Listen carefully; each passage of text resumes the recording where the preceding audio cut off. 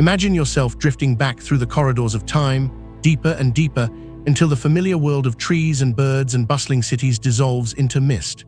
The continents you know, the ones with familiar names and coastlines, are missing. Their shapes have not yet come to be. Mountains rise only to wear away again under endless rains. Rivers spread across barren lands, carving patient paths toward waiting seas. And the seas themselves are everywhere, covering the world in vast, glittering expanses of saltwater, cradling the most precious experiments of life. It is here, in these endless oceans, that our story begins. The clock of Earth is set now to the Devonian Period, more than 400 million years ago, an age so ancient that even the stars above looked younger. Here, in this watery cradle, a quiet revolution is unfolding. Not a sudden cataclysm, not a single flash of change, but a slow blossoming across the eons. The oceans are filled with new forms, new ideas, new ways of being. The seas become kingdoms of creatures clad in scales and armor, creatures with fins that glide like silk and jaws that open with decisive power. This is the age of fish, a time when water shimmered with endless variety, when evolution wrote its poetry in movement and light. Close your eyes and breathe with the rhythm of the tide. Feel the weightlessness as though you too are suspended among the currents. The water is warm, sunlit near the surface, and alive with shimmering particles that drift lazily downward like snow. Schools of fish move as one, twisting in great ribbons of silver and blue. Light flickers off their scales like stars scattered across the surface of the sea. There is no hurry here. The ocean whispers with constancy, a soft hush that cradles you in its eternal arms. It is in this hush that life, in all its brilliance, begins to unfurl. At first glance, the actors here might seem familiar, their shapes recognizable, but these are not the fish of your modern seas. These are pioneers, the ancient lineages whose forms were strange, whose armor gleamed, whose bodies bore the experiments of evolution's boundless imagination. Once, their ancestors were little more than jawless swimmers, soft-bodied drifters whose mouths opened like rings. But now here, change has flowered into something extraordinary. Some wear bone plates thick and heavy, their bodies encased in natural armor that catches the light in mottled patterns. Others glide freely, their fins refined into tools of elegance, every flick carrying them forward with grace. Some stalk silently in the shadows, hunters whose sleek forms hint at power both ancient and eternal. The oceans, once quiet, are now a gallery of living design. And all around, coral reefs rise like cities of stone and color. These reefs are not the reefs you know, for many corals of today have not yet appeared, but their essence is the same, a bustling sanctuary, alive with countless voices. Imagine standing in a town square, with every corner alive with chatter, every face with its own story. That is the reef. Towers of coral stretch upward, their surfaces alive with tiny polyps, each opening and closing in rhythm with the currents. Crinoids, delicate creatures with feathery arms, sway like underwater ferns, filtering food from the drifting sea. Trilobites crawl across the sandy floors with steady precision, their segmented shells gleaming in shifting sunlight. And among it all, fish swim, weaving like living threads through the tapestry of the reef, their colors bright, their scales catching every glimmer of light. Farther out, where the water deepens, the giants move. Dunkleosteus, armored in great plates, its jaws like gates of iron. Titanestes, immense and slow, drifting through the open waters like a ship made of flesh and bone. They are the rulers of these seas, titans of the Devonian, yet they are not monsters here. They belong to this place, shaping the lives of all who swim around them. In their shadows, schools of smaller fish dart and scatter, their movements sharp and quick, like sparks flying from a forge. The giants pass steadily, their presence a reminder of power, yet their rhythm is one of patience, of balance. Even among giants, the sea remains a place of harmony. And harmony is what defines this world. Though predator and prey chase one another, though jaws snap and scales flash, there is no sense of chaos here. Instead, there is rhythm. Each life is part of a grand cycle, each action a note in the ancient song of the ocean. It is this rhythm that makes the age of fish so wondrous. For all its strangeness, all its experimental forms, it is a time of flourishing balance, a symphony of life conducted by the tides. Picture again the sunlight falling into the shallows, broken into shimmering gold. Imagine drifting just above the sandy bottom, where tiny fish hide among plants, their bodies flickering as they dart between shadows. Insects hover over the water's surface, the earliest signs of wings brushing against air. Amphibians peer cautiously from the edges of rivers, not yet bold enough to step fully onto land. But here in the water, the fish reign, unchallenged and abundant. Their scales are the jewels of this kingdom, their movements and poetry. Some fish are armored, their bodies heavy and deliberate. They move like knights through a tournament, encased in bony plates that glimmer faintly under the sun. Others are agile and sleek, slipping through the coral towers with fins that ripple like ribbons. And still others, the sharks, patrol silently, their presence felt more than seen, a shadow that promises swift pursuit. Each of these fish tells a story of survival, of adaptation, of life's determination to flourish in every corner of the sea. Yet there is something more here, something quietly momentous. Among the many forms, a few fish have begun to experiment with the unthinkable. Their fins are strong, their muscles more powerful, their bones more supportive. They hover near the surface, sometimes lifting their heads into the air, gulping breaths in moments of necessity. They are not yet creatures of land, but they carry within them the whisper of what is to come. These lobe-finned fish are the bridge, the future written into flesh. In their movements, you can glimpse the promise of amphibians, of reptiles, of mammals, of all who will one day walk the earth. But for now, they remain in the water, suspended between worlds, their future cradled in the gentle rise and fall of the tide. The Devonian seas are at their height now. Never before has life flourished in such dazzling variety beneath the waves. Armored titans glide in the deep, reefs bustle like thriving cities, rivers hum with their own freshwater stories, and shimmering schools fill the coasts with silver light. It is a golden moment, a high tide of possibility, a lull before change. The world does not yet know the extinctions that will come, the disruptions that will shake this balance. For now, it simply breathes in rhythm with the sea, calm, steady, timeless. And as you float here, carried gently by the current, you sense the immensity of it all. Each fin, each scale, each shimmer of light is part of a tapestry so vast it cannot be fully seen. The ocean cradles it, the earth sings it, and time carries it forward like a river without end. The age of fish is not only a story of creatures long vanished, it is the story of beginnings. It is the chapter in which life perfected the art of movement, the craft of jaws and fins, the grace of form in water. It is the chapter in which the future of all vertebrates, even humans, was quietly written in the language of scales and gills. So let yourself linger here, let the hush of the water hold you, drift with the schools that shine like ribbons of silk, follow the giants as they move with patience across the currents, watch the lobe-finned fish hover at the surface, their breaths soft promises of tomorrow. This is their age, their story, their shimmering kingdom beneath the ancient waves.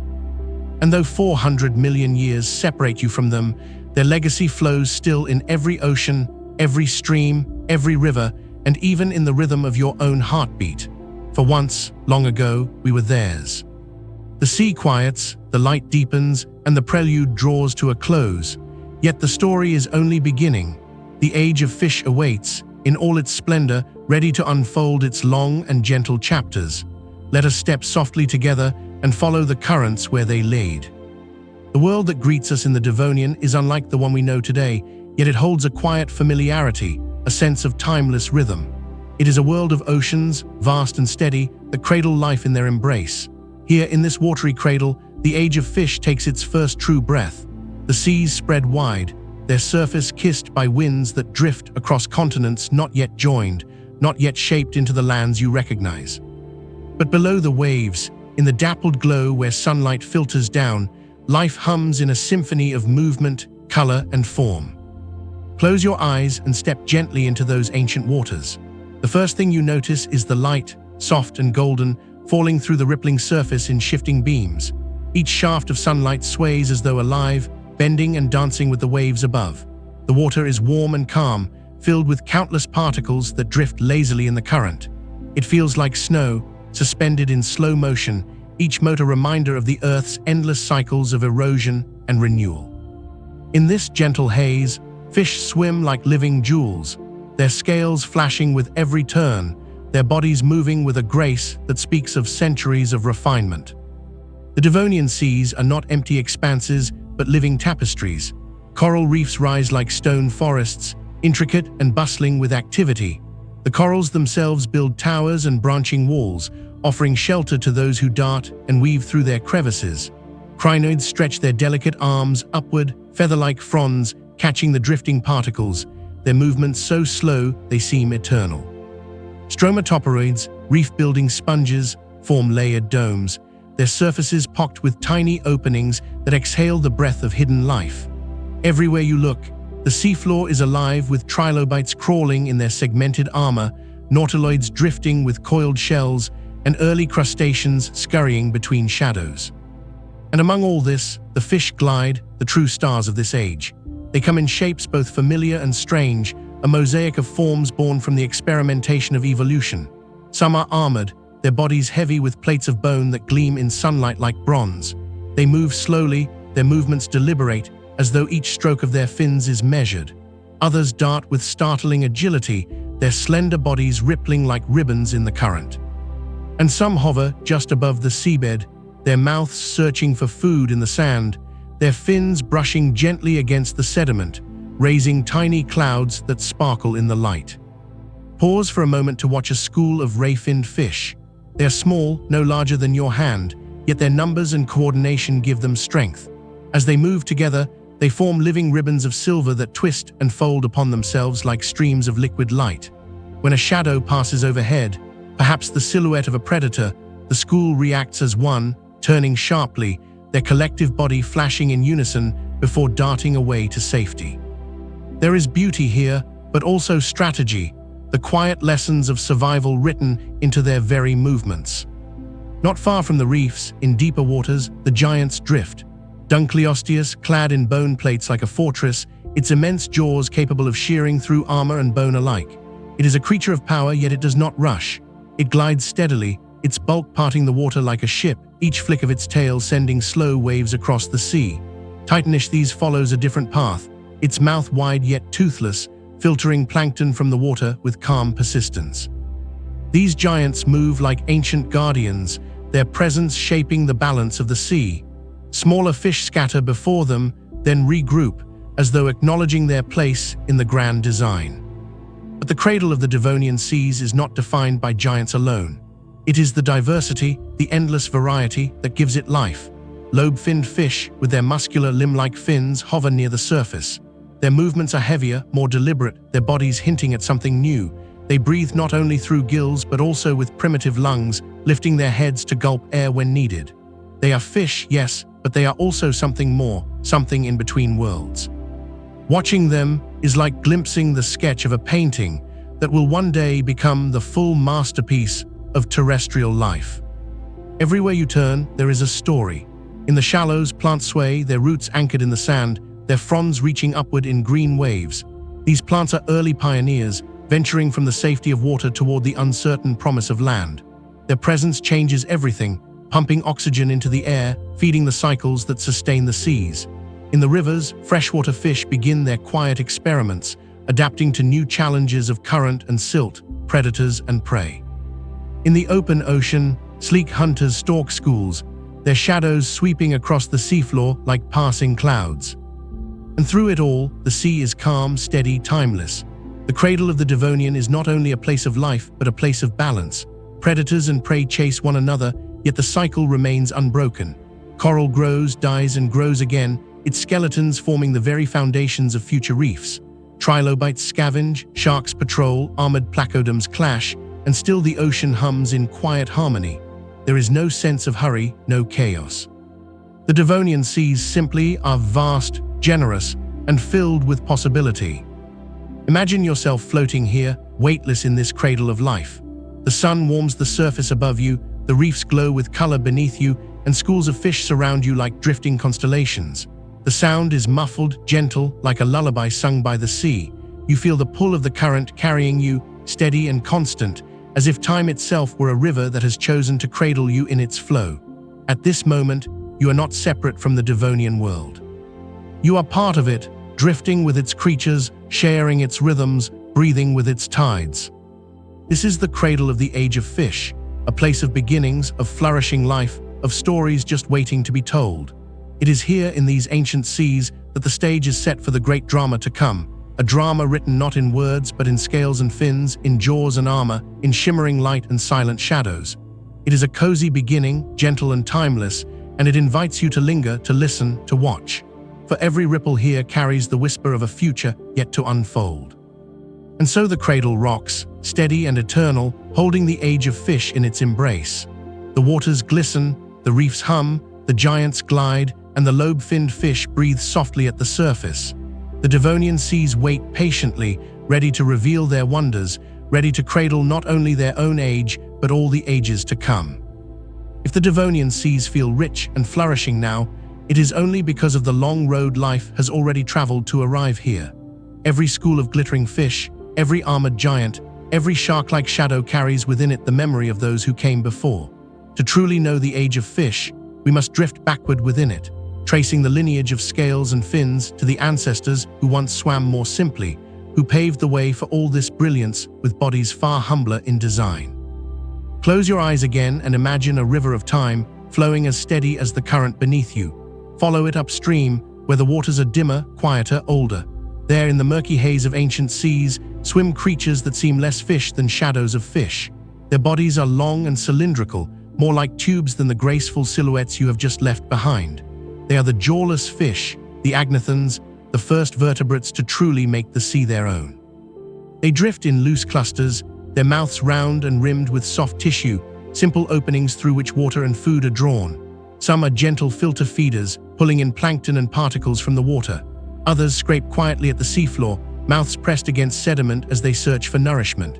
Their bodies are unarmored, soft and vulnerable, with only the faintest hints of cartilage forming a frame. To our eyes, they seem unfinished, yet in their time they were marvels of innovation. They were the pioneers, the proof that a backbone could carry life further, that a body built around a sturdy frame could thrive in water's embrace. Their numbers were vast. Imagine them drifting through the shallows, their bodies glinting faintly in the filtered light. They did not chase or hunt with jaws, for they had none, but they endured. They multiplied. They filled niches the seas had never before known, and in doing so, they became the ancestors of all that would follow.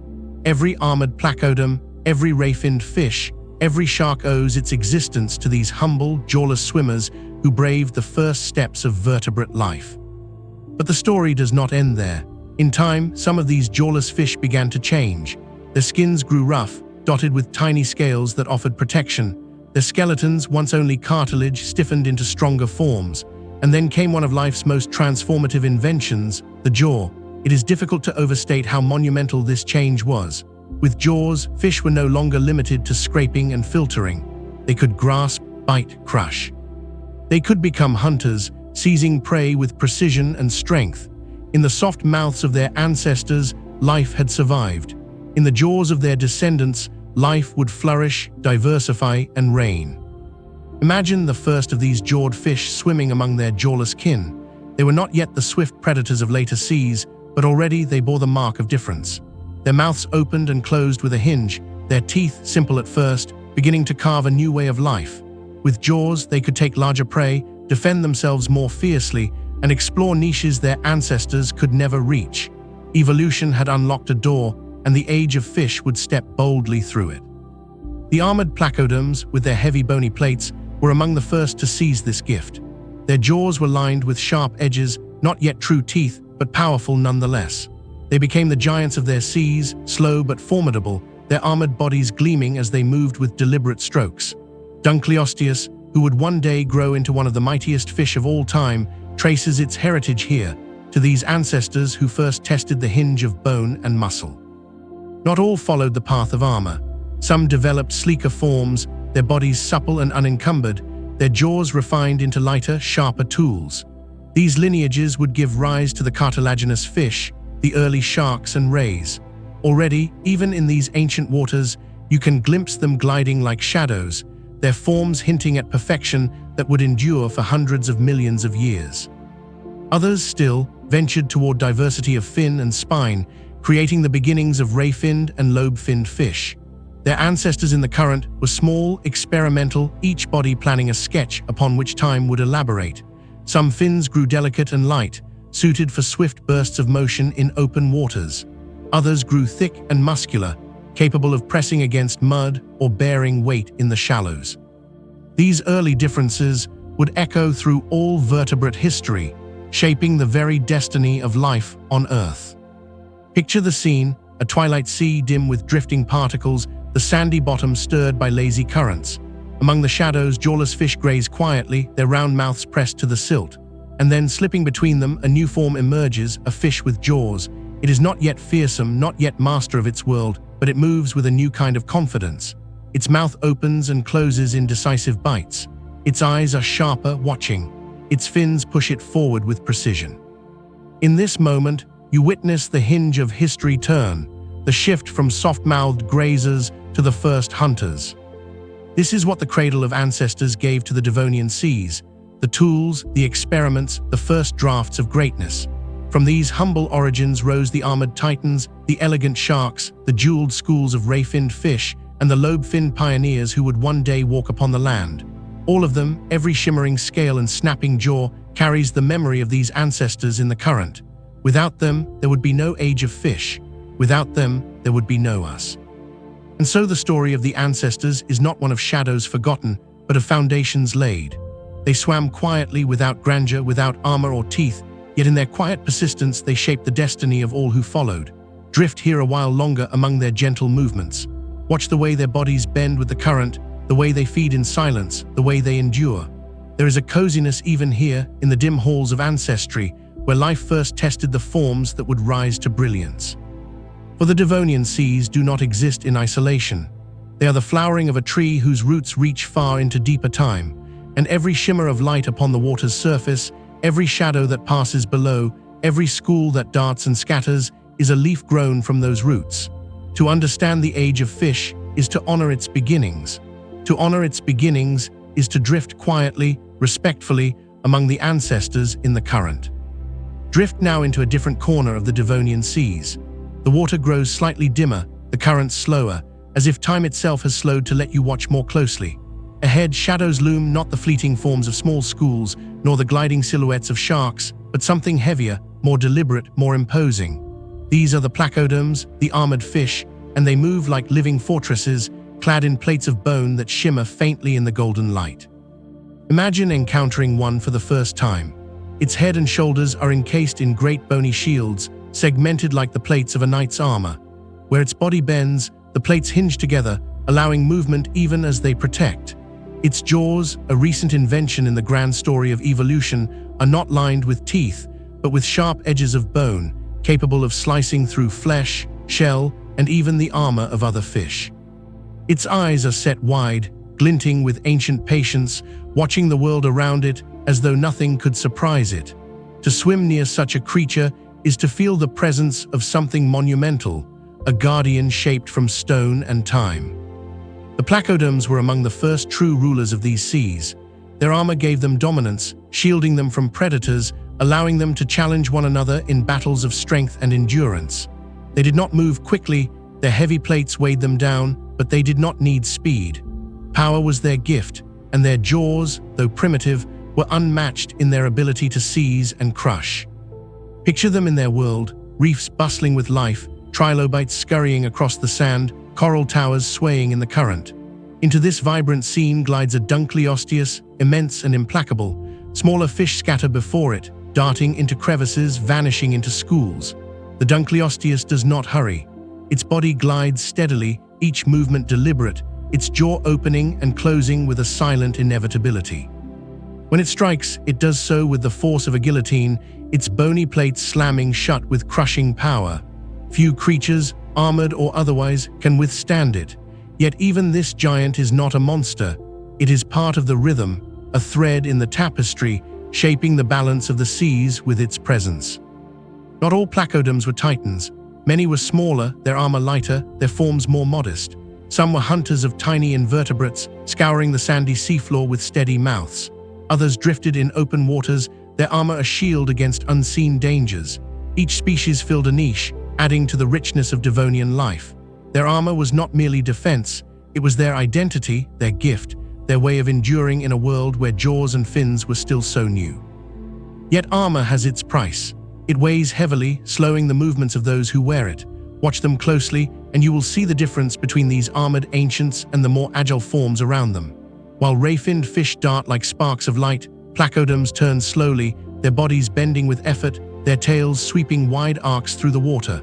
They are deliberate where others are swift, enduring where others are fleeting. And in this difference lies their beauty. There is a coziness, too, in their presence. Imagine yourself drifting alongside a school of smaller placoderms, their armor catching the light in muted tones of bronze and gray. They move together, their heavy heads tilting downward as they graze along the seafloor, their fins stirring soft clouds of sediment. Around them, the reef hums with life, but they remain steady, unhurried, as though wrapped in their own quiet rhythm. In their armored silence, they offer a sense of safety, as though the weight of their plates could shield not only themselves, but the very waters they inhabit. But the placoderms were not only creatures of defense, they were also innovators. Their jaws, lined with bony edges, were an early experiment in one of evolution's greatest tools. With these jaws, they opened doors that their jawless ancestors could never have imagined. They could grasp prey, tear into flesh, and compete for dominance. Their armor may have slowed them, but their jaws gave them power, and that power reshaped the seas. The predators they became set the stage for all hunters who would follow, from sharks to reptiles to mammals. Every bite taken in the history of life echoes the first bites of these armored fish. Consider for a moment the Dunkleosteus again, its body stretching more than 6 meters long, its jaws opening wide to reveal bone plates that could shear through almost anything in its path. Imagine its strike, sudden, decisive, final. The shockwaves ripple outward, smaller fish scattering like leaves before a storm.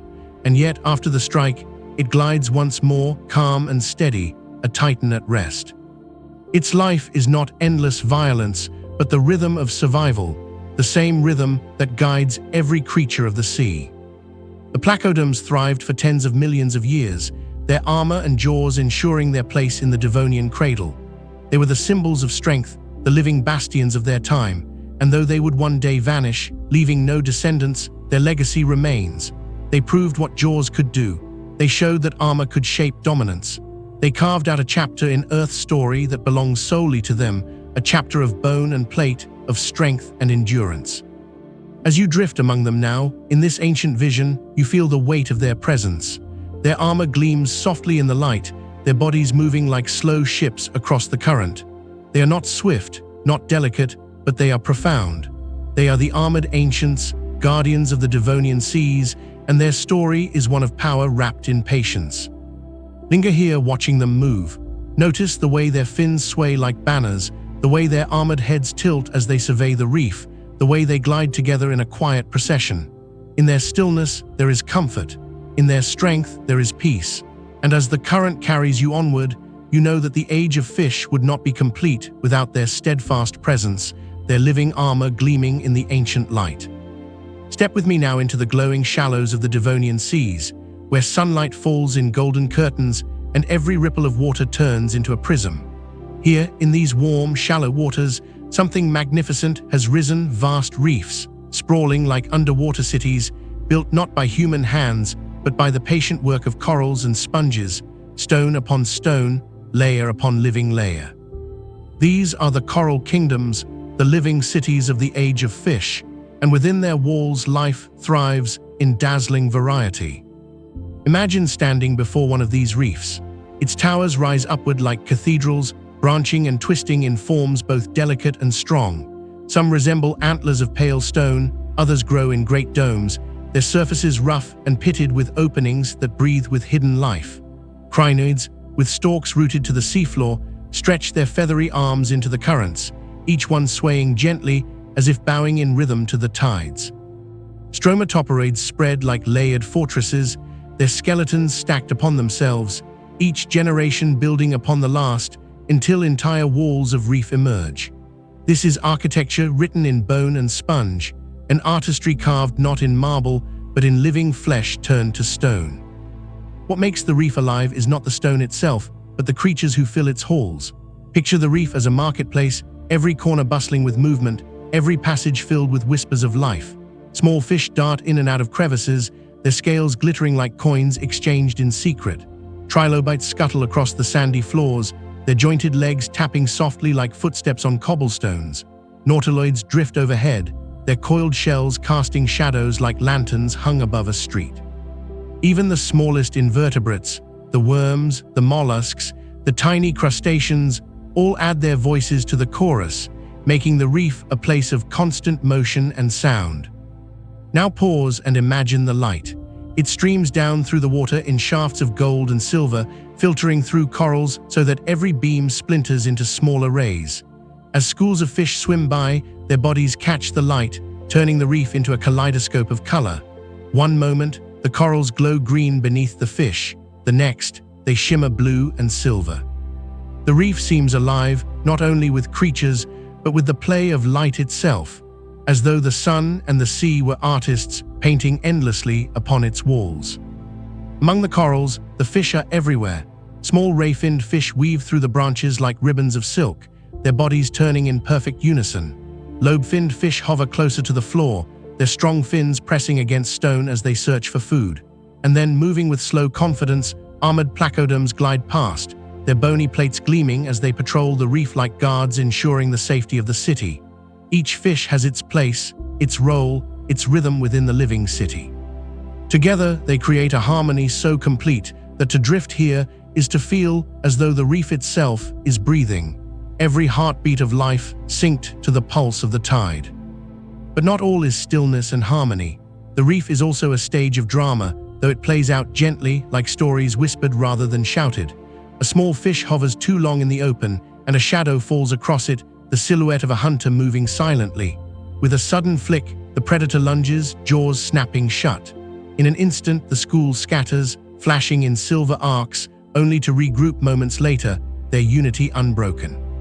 The cycle continues, predator and prey bound together in the dance of survival. Yet even in this, there is no sense of cruelty, only balance, the natural rhythm of life. Move deeper into the reef, into the narrow corridors between coral towers. Here light fades, replaced by shifting shadows and muted colors. In these quiet halls, smaller creatures find refuge. Trilobites nestle in grooves, crustaceans scuttle between stones, and fish no larger than a fingertip hover in tiny caverns.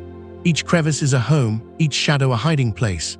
The reef is not only a city, it is a world of neighborhoods, each corner alive with its own character, its own quiet stories.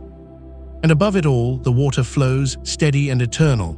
Currents sweep through the reef like gentle winds through streets, carrying nutrients, stirring life, whispering in the language of tides. Without these currents, the reef would not live. With them, it thrives, its every inhabitant carried and nourished by their invisible hand. There is a coziness here, a sense of safety in the midst of grandeur. To drift within a Devonian reef is to be embraced by walls of living stone, to be surrounded by countless neighbors, each busy with their quiet lives. It feels less like an alien world and more like a village where every face is familiar, every sound comforting. Even the shadows of hunters cannot break this sense of belonging. The reef is greater than any one life, and its rhythm continues, steady and timeless. And so the coral kingdoms stand, vast and thriving, the living cities of their age. They are monuments to patience, to growth measured in centuries, to communities built stone by stone, creature by creature. Within them, the age of fish finds not only a stage but a home, a place where life can flourish in dazzling abundance. Linger here a while longer. Watch the way the light bends through coral branches, the way fish weave like threads in a tapestry, the way trilobites scuttle with ancient patience. Listen to the hush of the water, the heartbeat of the reef. This is not merely a habitat. It is a kingdom, a city, a sanctuary. It is the coral kingdom of the Devonian, alive with stories, glowing with light, steady in its eternal rhythm. And it welcomes you as it has welcomed countless lives before. The Devonian seas shimmered with countless forms, each creature playing its role in the vast, unfolding story of life. But among all the wonders that had emerged, none shone as brightly as one simple, profound gift, the jaw. It may seem small, almost ordinary, to those who have never lived without it, but in the grand history of Earth, it was nothing less than a revolution. To understand its meaning, let us drift gently closer, watching the way it changed not only the lives of fish, but the destiny of every creature yet to come. Before jaws, mouths were simple openings, round, toothless circles, more like soft filters than tools. The earliest fish grazed or sifted, pressing themselves against the seafloor, pulling in what they could, taking what chance allowed. Their lives were steady but limited. They endured, but they did not shape the seas. Their mouths were windows, not instruments, and their survival depended on patience more than power. Now imagine the first hinge, the first jaw forming. At first, it was modest, two arches of cartilage stiffening at the edges, opening and closing with new precision. But in this movement there was a possibility. With a jaw, a fish could grasp. It could bite. It could take instead of waiting. And in that simple act of biting, the world of the oceans changed forever. Look closer. A placoderm, armored and deliberate, swims into view. Its head is encased in heavy plates of bone, but it is not the armor that defines it. It is the way its mouth moves. The jaws open wide, bone against bone, a powerful hinge that can snap shut with sudden force. Within those jaws, edges of bone act as crude teeth, sharp enough to slice, strong enough to crush. This is not the soft-mouthed grazing of the past. This is decisive, intentional, commanding. With jaws, fish became hunters. They could chase and seize, clamp and crush. Prey that once drifted safe in the open water now found itself pursued. Creatures that once lived secure in shells felt the crushing force of bony jaws. The balance of power shifted, and with it, the seas reshaped themselves. But jaws did more than empower predators. They gave fish the ability to explore diets that were impossible before. Some snapped up plankton in great gulps, filtering through water with newfound efficiency. Others grazed coral and algae with precision, scraping with edges of bone. Still others cracked shells, breaking through defenses that had stood for ages. With every bite, new niches opened, new ways of life emerged, and the oceans filled with diversity unimaginable in earlier times. Watch how the rhythm of the reef changes with jaws. Schools of small fish gather more tightly, their unity a shield against hunters. Armored invertebrates seek deeper crevices, hiding where jaws cannot reach. Even plants feel the change, grazed and nibbled by fish whose mouths now shape the very landscapes of the reef. The gift of jaws does not belong to predators alone. It belongs to the entire ecosystem, weaving new patterns of survival, new strategies of life. There is wonder in their motion. Imagine drifting beside a shoal of early ray-finned fish. Their jaws open and close in tiny, quick snaps as they feed, their bodies glittering in the sunlight. Each bite is small, but together they transform the water, their jaws reshaping the flow of nutrients. Their lives a testament to this gift. And then, in the shadows, a larger figure passes, a shark, sleek and ancient, its jaws lined with teeth that catch the light like shards of crystal. It glides forward, silent and assured, the power of its bite written into every curve of its body. The shark's jaws are not crude bone plates, but delicate, replaceable teeth set into cartilage. When one tooth breaks, another waits behind it, ready to slide forward. The mouth is a conveyor of sharpness, a promise that its bite will never fail. Here, the gift of jaws reaches refinement, elegance. The shark moves as if the ocean itself had crafted it for this purpose, to glide, to watch, to strike, to endure. Yet even as jaws created power, they also created beauty. Look at the lobe-finned fish, hovering near the surface. Its jaws are not weapons of terror but tools of survival, capable of seizing insects that fall upon the water, of snapping at prey among the reeds. Its bite is softer, less dramatic than that of a placoderm or shark, yet no less vital. With each careful snap, it prepares for a future in which jaws will seize more than food. They will seize possibility, breathing air, grasping new worlds, shaping futures beyond the sea. What makes jaws so extraordinary is not simply what they could do, but what they would inspire. From these first hinged mouths came the beaks of birds, the tusks of elephants, the fangs of cats, the laughter and words of humans. Every song sung, every story told, every word ever spoken owes itself to the first jaws opening and closing in the Devonian seas. The gift of jaws is not only a tool of survival, it is the gift of expression, of possibility, of future. And yet here in the Devonian it is simpler. It is the crunch of bone against bone, the snap of jaws beneath the water's hush, the ripple of schools scattering as shadows pass above them. It is the predator's strike and the prey's quick dart, the rhythm of life reshaped. It is balance, harmony, and continuity. For even as jaws granted power, they did not break the seas, they only gave them new patterns, new songs, new ways to breathe. Float here a while longer and listen to the soundless music of jaws.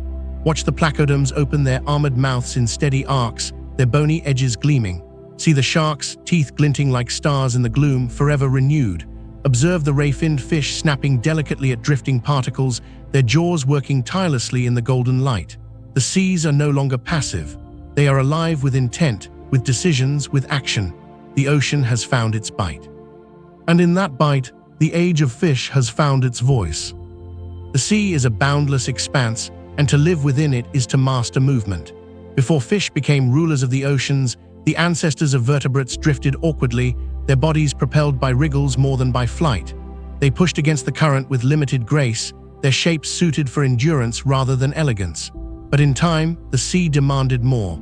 The currents called for swiftness, the reefs asked for agility, the open waters required endurance. And life answered with one of its most exquisite inventions: fins. Imagine fins at first as simple flaps, crude extensions of skin and cartilage that steadied a body in motion. They were stabilizers, preventing fish from rolling uncontrollably in the current. But slowly, patiently, evolution shaped them into something more. Muscles grew stronger, bones firmer, movements sharper. What began as balance became propulsion. What began as a paddle became a wing. With fins, fish did not simply survive in the water, they began to fly within it. Look now at a school of early ray-finned fish. Their bodies are slim, their scales glinting in the sunlit shallows. As they move, their fins unfurl like silk banners, catching the water in delicate strokes. Watch how they turn together, weaving in arcs and spirals, each flick of a fin sending ripples across the group. Their fins do not merely push them forward, they carve paths, shape patterns, write motion upon the canvas of the sea. To see them move is to see poetry without words, a dance performed in silence, choreographed by instinct and tide. Closer to the reef, lobe-finned fish display a different mastery. Their fins are not delicate fans, but strong, muscular limbs, jointed and powerful. They press against the rocks and sand, pushing their bodies upward in slow, deliberate strokes. Unlike their ray-finned cousins, they are not swift, but they are sturdy. Their fins bear weight, brace their bodies, hold them steady as they hover among reeds and stones. To watch them is to glimpse the future, for in these strong fins lies the promise of legs, of creatures that will one day walk upon the land. For now, though, they remain fins, wings of water, learning the strength that will carry them beyond it. And what of the sharks, those sleek hunters gliding like shadows? Their fins are perfection refined, triangular dorsal fins slicing the current, wide pectoral fins spreading like sails, tails whipping in steady rhythm. Every part of their body is tuned for motion, every fin a tool of balance and thrust. They move with such effortless grace that to watch them is to forget the weight of the ocean itself. They are motion incarnate, the sea's answer to the question of flight. But fins are not only tools of power, they are also instruments of beauty. Picture a shallow lagoon, golden light filtering through clear water. Schools of small fish drift lazily, their fins trailing behind them like ribbons. Each movement stirs soft swirls of sand, each flick of a tail sends glittering motes into the current. They are not rushing, not hunting, not fleeing, simply moving with the tide, their fins painting gentle patterns in the water. There is a coziness in their motion, a calm reminder that not all movement must be swift. Sometimes, the gift of fins is simply to drift, to sway, to belong to the sea's slow rhythm. Consider, too, the variety. Some fins stretch wide, broad and triangular, made for sudden bursts of speed. Others are long and ribbon-like, waving with serpentine grace. Still others are stubby and strong, built for holding steady against currents. In every shape lies a different story, a different way of meeting the sea's demands. No two fins are exactly alike, and yet all are connected by purpose, to turn water into movement, current into freedom. There is something almost avian in their grace, though birds have not yet taken wing. When you watch a fish flick its pectoral fins to lift itself upward, when you see a shark banking with a sweep of its tail, you can almost imagine wings beating in air. It is as if the dream of flight began here, beneath the waves, in the silent strokes of fins. Long before feathers, long before wings, the sea carried its flyers. The ocean was the first sky, and fins were its first wings. Pause for a moment in the quiet shallows. Watch a lobe-finned fish resting against a smooth stone.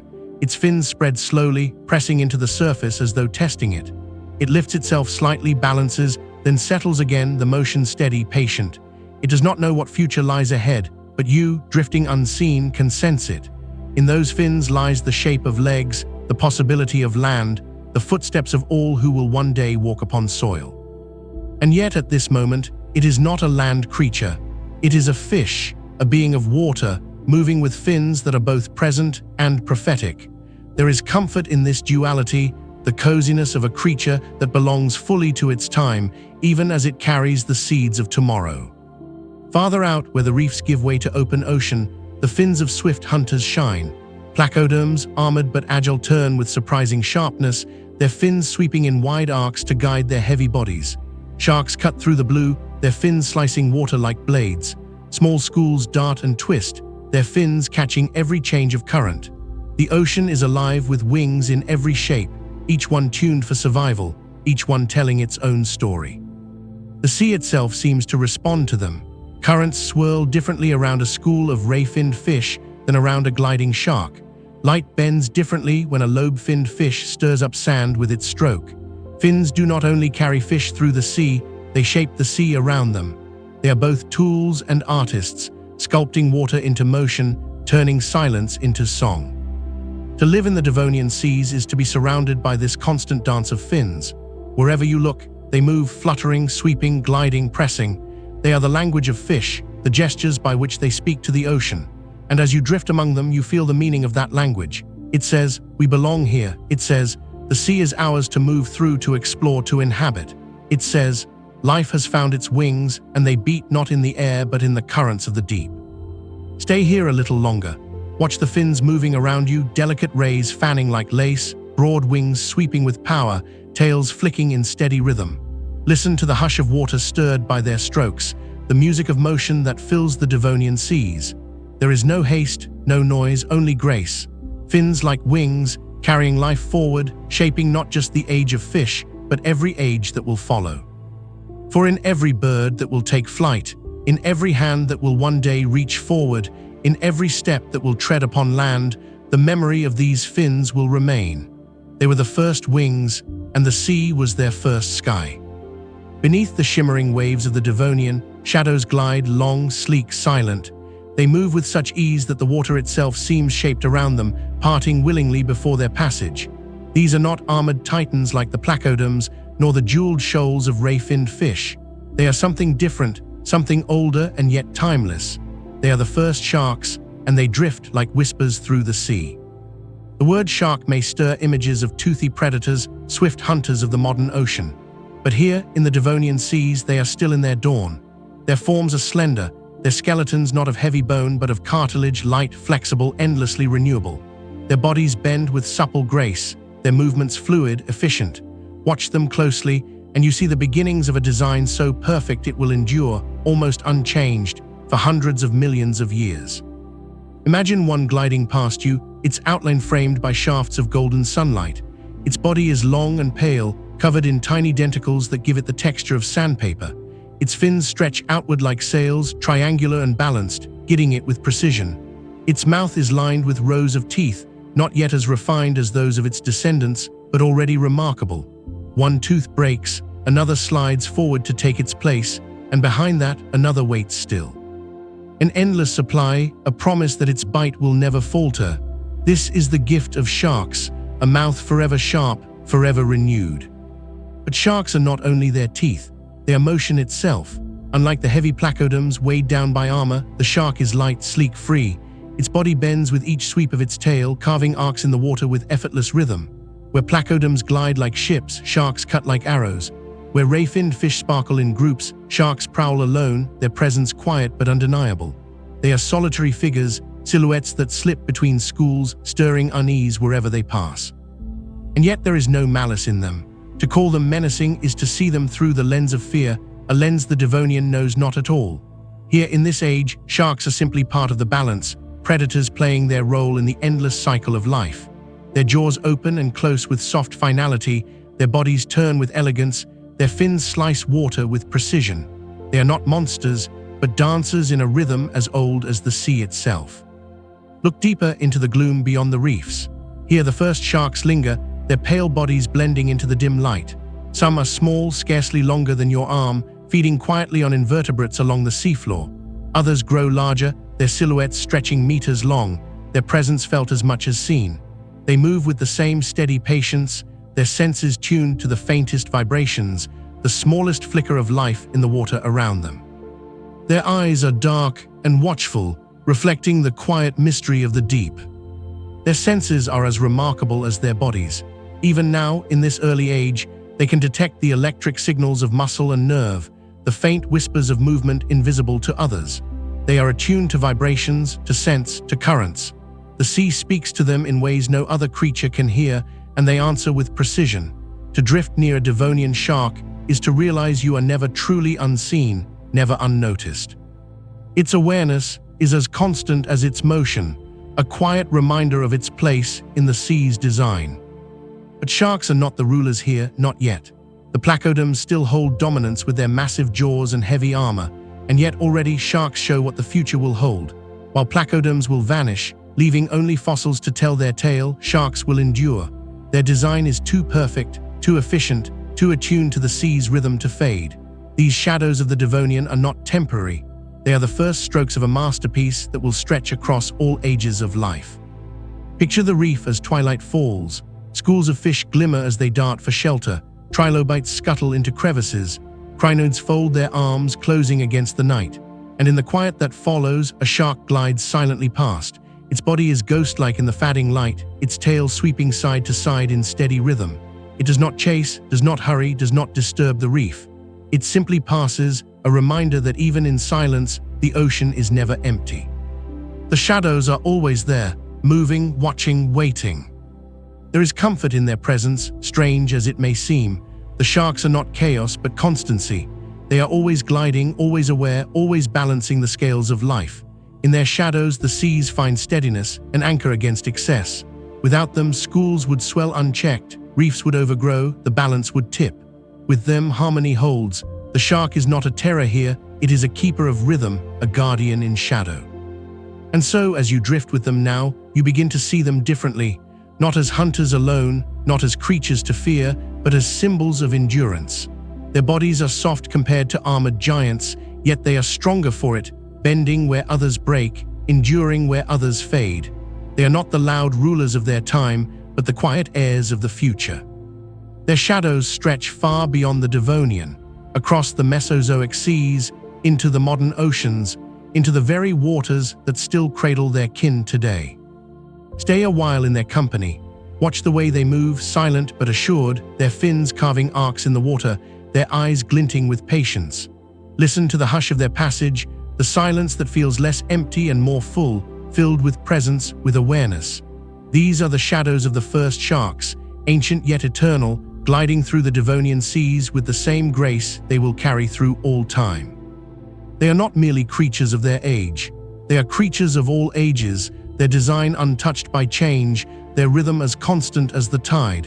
And here, in the Devonian dusk, their shadows stretch across history, quiet, steady, eternal. The Devonian world was a place of oceans vast and deep, but it was not only the sea that cradled life. Beyond the reefs and open waters, rivers wound their way across young continents, lakes spread like mirrors in lowlands, and streams whispered through forests of early plants. These waters were quieter, narrower, more unpredictable than the ocean, a different stage, a new frontier. And into these frontiers, fish began to venture, carrying their scales and fins into environments filled with fresh challenges and possibilities. Imagine the banks of a Devonian river. The land is not yet rich with animals, though plants are rising, their fronds and stems reaching toward the sky. Primitive forests of ferns and towering horsetails cast shadows across the water, their roots digging into damp soil. The air is thicker with oxygen now than in earlier times, the breeze filled with the scent of moss and wet stone. Insects, some of them astonishingly large, hover above the surface, their wings catching the light as they buzz in steady patterns. Beneath the surface, the river moves slowly, its current swirling around rocks, its waters tinted green with drifting plants. Here in this quiet water, fish swim, not the sleek hunters of the open ocean, but pioneers learning to master a new world. Their bodies are smaller, their fins suited to quick turns in tight spaces. Some hug the riverbed, their bellies brushing against smooth stones as they search for food. Others hover near reeds, darting forward to snap at drifting insects. These are not fish of vast distances, they are fish of precision, of agility, of adaptation. Freshwater brings challenges unknown in the sea. Currents shift suddenly, rising with rains and falling in drought. Waters grow shallow, forcing fish to survive in pools where oxygen thins. Food is not always abundant, and predators lurk in every shadow. Yet here too, opportunities flourish. New plants provide shelter, new insects fall to the surface, new niches open for those willing to adapt. Freshwater is a place of risk, but also of promise, and the fish who enter it carve new paths for the future of life. Picture a small school of early ray-finned fish weaving through reeds.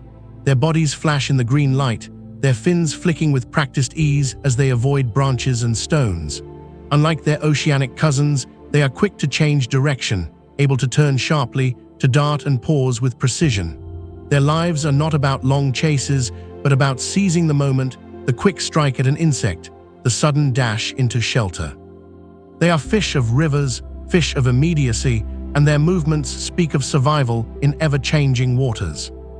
Among them, lobe-finned fish find their own place.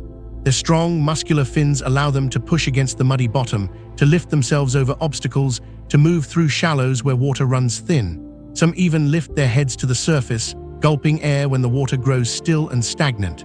They are fish, yes, but they carry within them the whispers of another world. In these freshwater frontiers, the line between water and land begins to blur. Each gulp of air, each push of a fin against mud, is a step toward the unimaginable, a step toward life beyond the riverbank. And yet there is coziness here too. The river hums with gentle rhythm, its surface broken by ripples of insects, its depths alive with quiet movement. The fish drift and dart in patterns that feel familiar, comforting, like neighbors moving through a village. One grazes along a rock, another hovers in a shadow, a third darts suddenly to seize a floating morsel.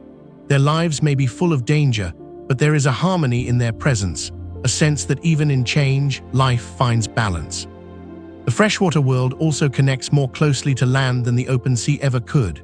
When storms rise, rivers swell, spilling into forests and leaving behind shallow pools. In these pools, fish are trapped, their fins stirring cloudy water as they wait for the flood to return. Some perish, but others endure, learning to breathe air, to move in shallow silt, to survive the stillness. These are small moments, easily overlooked, yet they shape the future of all life. From such struggles, the first steps onto land will one day emerge. But for now in the Devonian, the rivers and lakes are frontiers, places of experiment, of risk, of quiet beginnings. The fish who swim here are pioneers, their bodies adapting in ways subtle and profound. Their fins grow stronger, their senses sharper, their lungs more capable. Each day in the rivers is a lesson, each season a test, each flood a teacher. And slowly, patiently, life learns. Imagine drifting with them in a shaded stream, sunlight filtering through ferns and horsetails above. The water is cool, its current gentle, its surface dotted with floating leaves. Fish weave among the stems, their scales glinting faintly in the dappled light. An insect falls to the surface, and in an instant, a fish leaps, jaws snapping, the water rippling outward in soft rings. Then stillness returns, the stream resuming its quiet rhythm. This is the heartbeat of freshwater, sudden burst of motion followed by calm, danger woven with serenity, life unfolding in small, precious moments. The freshwater frontiers may not gleam with the grandeur of the reefs or echo with the might of the open ocean, but they are no less vital. Here, in these rivers and lakes, the future of vertebrates is written. The ability to breathe air, to push against mud, to endure the fickleness of shallow waters, all these traits are born here, nurtured by the challenges of freshwater life. In time, they will carry fish beyond the water's edge, onto land, into forests, across continents. But for now, the rivers are enough. They are sanctuaries, classrooms, and proving grounds. Stay a while beside them. Watch the currents shift and the fish adapt. See the way they weave through reeds, the way they lift their heads to breathe, the way they endure when waters fall. Feel the rhythm of the river, steady and gentle, carrying life forward in its embrace. These are the freshwater frontiers, the quiet places where fish learned resilience, where the story of land itself begins. The Devonian seas are alive with countless forms, shimmering schools, agile hunters, graceful drifters. Yet amid all this motion, there are presences so immense, so commanding, that they transform the very waters around them. These are the placoderm giants, the armored titans of their age. Among them, none is more legendary than Dunkleosteus, a creature of such size, and power that it has become a symbol of the age of fish itself. They are the titans of the deep, slow, but unstoppable, their jaws and armor shaping not only the rhythm of the oceans, but the destiny of life itself. Imagine yourself drifting in a broad, open bay, the reef behind you fading into the distance. The water is calm, sunlight pouring downward in vast golden beams. Small schools of ray-finned fish shimmer nearby, weaving and scattering in patterns of silver light. Then suddenly, the light dims. A shadow passes overhead, broad, heavy, unmistakable. You turn, and there it is. A Dunkleosteus, its armored head gleaming like a fortress of bone, its body stretching longer than a horse, its jaw opening wide in a slow, deliberate arc. The sheer presence of it is enough to silence the sea. Every smaller creature darts away, vanishing into crevices, scattering into the distance. Even the sharks, sleek and confident, withdraw to the edges of its path. For this titan commands not with speed, but with inevitability. Its body moves like a ship of living stone, heavy yet steady, every flick of its tail sending great waves through the water. Its eyes are fixed forward, dark pools of patience, as though the ocean itself is seen and measured through their gaze. Its jaws are its crown, edges of bone that close with the force of a guillotine. They are not lined with true teeth, but they need none. When they snap shut, the very water seems to shudder. They can crush shells, slice through armor, and shatter bone. Imagine the soundless finality of that bite, a single motion that ends the struggle before it begins. This is the gift of Dunkleosteus, power so absolute that even the mightiest of its prey cannot resist. Yet for all its strength, it is not a creature of chaos. It does not dart wildly or chase recklessly. It glides slowly, conserving energy, striking only when the moment is right. Its patience is as much its weapon as its jaws. Watching it, you feel the weight of its presence, the inevitability of its strike, and yet, in its steadiness, there is a strange coziness.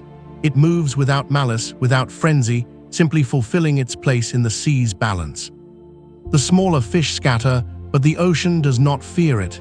It accepts it, just as it accepts every creature in its rhythm. Dunkleosteus is not alone in its grandeur.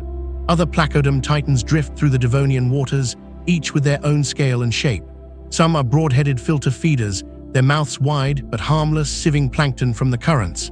Imagine them moving with slow grace, their immense bodies turning the water into gentle swirls, their size no threat to the small fish that weave beneath them.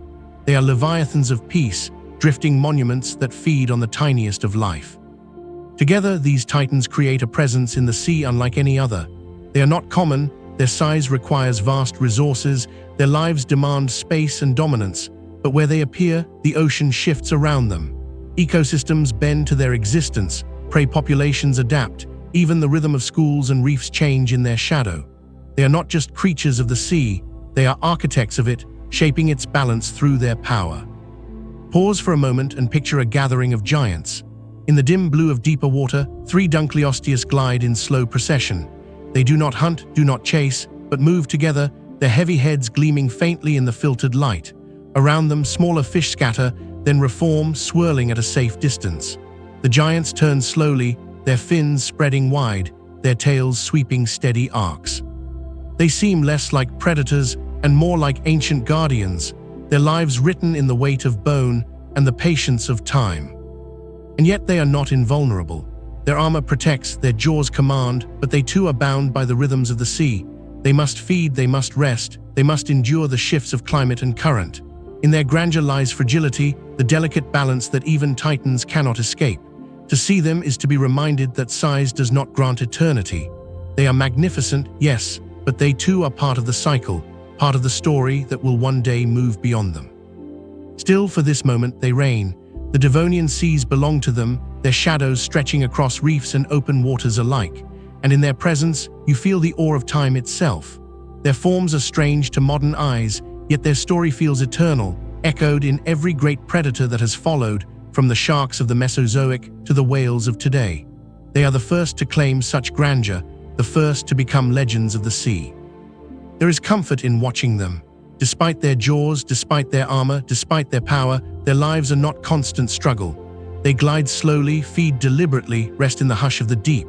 They are not monsters, but beings of their age, fulfilling their role in harmony with the seas around them. Their grandeur is not only in what they can do, but in how they exist, steady, patient, inevitable. Linger here a while, drifting in their company. Watch the way their tails sweep the water, the way their armored heads tilt, the way their massive jaws open and close with soundless precision. Feel the hush of the sea around them, the silence that seems deeper in their presence, as though the ocean itself holds its breath. These are the titans of the deep, Dunkleosteus and its kin, guardians of the Devonian, monuments of bone and time. And though they will one day vanish, leaving only stone records in the earth, their story endures. For in their grandeur, they set the stage for all who would follow. Every predator that has ruled the seas carries a spark of their legacy. Every giant that has swum the oceans echoes their form. They are the first titans, and their shadows stretch across all history. The Devonian seas did not belong to giants alone. For every armored titan gliding through the deep, for every shadow of a shark slicing the gloom, there were countless others, smaller, stranger, no less marvelous. This was not an age defined only by power, but by variety, by experiment, by the endless creativity of evolution. It was a time when the seas became a living gallery, filled with creatures that shimmered like jewels in the water. Imagine drifting above a coral reef as the morning sun filters down, each beam striking scales and fins until the sea itself glitters as though scattered with gemstones. Some fish gleam like polished silver, their bodies reflecting light in blinding flashes. Others glow with deeper tones, bronzes and coppers shimmering across their scales as they twist through the current. Some shimmer faintly with iridescence, their colors changing as they move, blue one moment, green the next, like jewels that shift in a jeweler's hand. The sheer diversity is breathtaking. No two are the same, no school identical. Some are broad-bodied, their fins fanning wide as they glide slowly, savoring the calm of shallow lagoons. Others are needle-thin, streaks of quicksilver darting between coral branches. Some hug the sand, their bodies flat and camouflaged, stirring only when prey passes within reach. Others rise toward the surface, leaping to snap at insects that drift too close to the water's skin. The ocean is a page, and upon it evolution writes in 100 shapes, 1,000 hues, each line unique, each stroke alive. Look closer and you will see the beginnings of lineages that will one day define the seas. The ray-finned fish, with their delicate, fan-like appendages, shimmer in endless variety. Their fins spread wide, catching every current, allowing them to turn, twist, and dart with effortless grace. They are the acrobats of the sea, jewels in constant motion, their scales catching every glint of light. Among them are those no larger than a finger, moving together in tight schools, their strength in unity, their bodies sparkling as one. Others are larger, solitary, their colors bolder, their fins spread wide like banners of silk. Then there are the lobe-finned fish, heavier, more deliberate, their fins strong and muscular, each movement slower, more intentional. They do not dazzle with speed but with promise. Their bodies shimmer less brightly, but their fins whisper of a future that will one day walk upon land. They are jewels of another kind, less glittering but no less precious, for within them lies the seed of all who will breathe air and tread soil. And not all jewels shine. Some are adorned with armor, their scales thick and bony, patterned like mosaics of stone. They shimmer less in the sun, but their beauty is in their resilience, their survival etched into every plate. Some are striped, others speckled, their bodies marked with patterns that blend into reef or sand. Their colors are quiet jewels, subtle and steady, no less vital to the gallery of life. There are even those whose shapes are experiments in strangeness. Some fish bear elongated fins, trailing behind them like flowing ribbons. Others have bodies compressed into odd forms, their silhouettes more circle than spear, drifting like coins upon the current. Some carry fins so broad they resemble wings, fluttering as though the sea itself had granted them flight. Each one is an attempt, a possibility, an answer to the ocean's endless question, how shall life move within me? But beauty here is not only in sight, it is in motion. Watch a school twist together, their bodies bending in unison, turning a shimmer of silver into a ribbon of light. Watch a lobe-finned fish press its strong appendages into the sand, lifting its body in a slow, deliberate dance. Watch a shark's shadow glide among them and see how instantly the schools scatter, each fish darting in perfect harmony with the next. This is choreography written not with thought, but with instinct, a ballet older than memory, a performance that repeats with every tide. The reef itself reflects their diversity. In one corner, needle-thin fish hover in tight groups, darting at plankton invisible to the eye. In another, broad-bodied grazers nip at algae, their fins sweeping gently as they feed. Near the bottom, camouflaged hunters wait, their bodies blending so perfectly with sand that they seem part of the seafloor itself. And above, sleek forms patrol the open water, fins cutting the surface as they seize insects drifting from the air. Each place, each niche, each pattern of life is filled, not by one jewel, but by many, each shining in its own way. There is coziness in their variety. To drift among them is to feel surrounded not by chaos, but by abundance, by richness.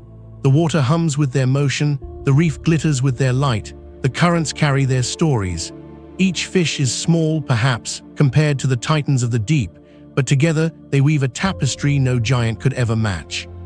Their strength is not in size, but in number, in diversity, in the simple truth that life thrives best when it is many, when it is varied, when it is jewel-like in its endless forms. And so the Devonian seas sparkle, not with treasure buried or gold hidden, but with living jewels, each one more precious than any gem carved by hand. Their scales catch the light, their fins dance in the current, their bodies fill the oceans with movement and color. They are the heart of the age of fish, the countless small lives that make its grandeur possible, the jewels that give the sea its crown. Stay a while among them. Let the schools pass around you, their silver flashes like constellations swirling in water. Watch the lobe-finned pioneers hover with patience, their bodies steady against the current. Marvel at the strange experiments, the ribbon fins and coin shapes, each one a whisper of possibility. Listen to the hush of their motion, the music of diversity itself. These are the jewels of the Devonian, and they shine not with permanence, but with life, glittering in the current, vanishing in a blink, yet always returning, always reshaping, always reminding the sea of its boundless creativity. The Devonian seas are full of light and motion, but every now and then, in the stillness of a shallow pool or the warmth of a quiet lagoon, something remarkable happens. A fish rises slowly, carefully toward the surface. Its head tilts upward, its fins stir the water softly, and with a sudden, deliberate motion, it opens its mouth and takes in a gulp of air. The ripples spread outward, faint and fleeting, as the fish drifts back down again, the air settling into hidden chambers within its body. To the casual eye, it is a small thing, almost unremarkable. Yet in truth, it is one of the greatest steps life has ever taken, the first breath of air. Beneath the surface, most fish breathe with gills, delicate fronds that sift oxygen from water. For hundreds of millions of years, this has been enough. But in shallow waters, in rivers that shrink with drought, in pools where heat stills the current and oxygen thins, gills struggle. The water does not always hold enough life to sustain them, and so, quietly, a new way emerges. Some fish develop sacs, extensions of their digestive tract, small and simple at first, but capable of holding air.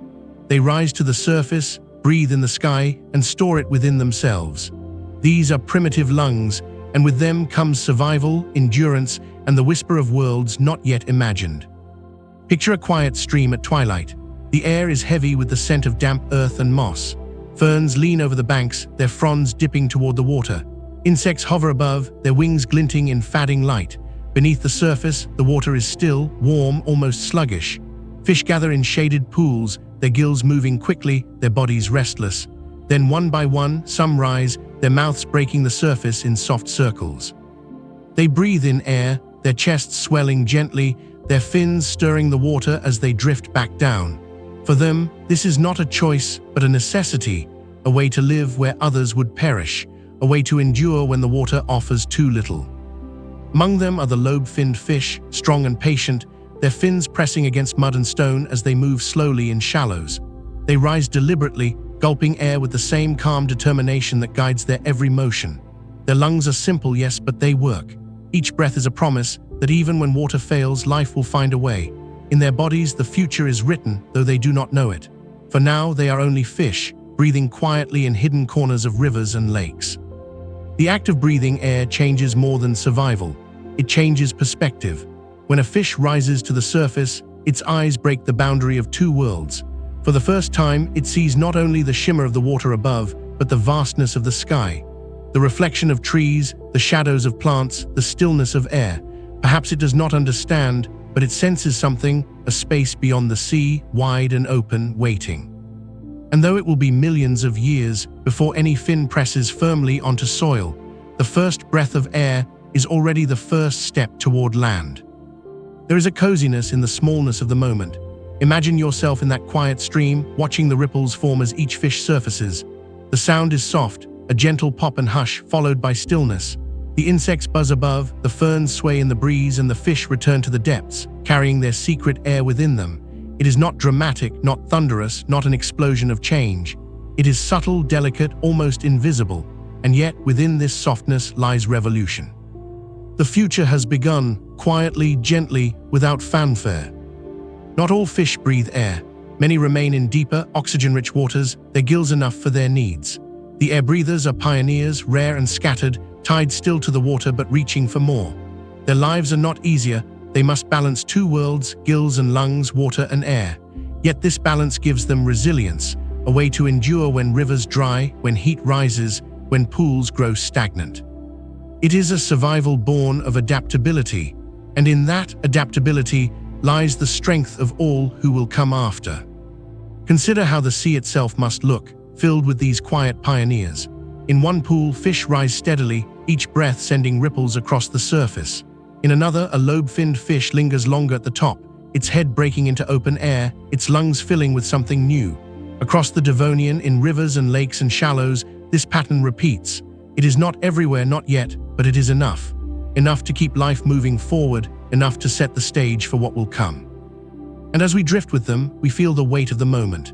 We know what they cannot, that these first breaths will one day become the lungs of amphibians, the chests of reptiles, the songs of birds, the laughter of humans. Every word spoken, every story told, every breath we take is rooted here, in these Devonian shallows, in these quiet gulps of air. The connection is direct, unbroken, as if the air we breathe still carries the memory of their first breath. Yet even with this knowledge, we must honor the moment for what it was. Simple, small, cozy. A fish rising to the surface, a ripple spreading, silence returning.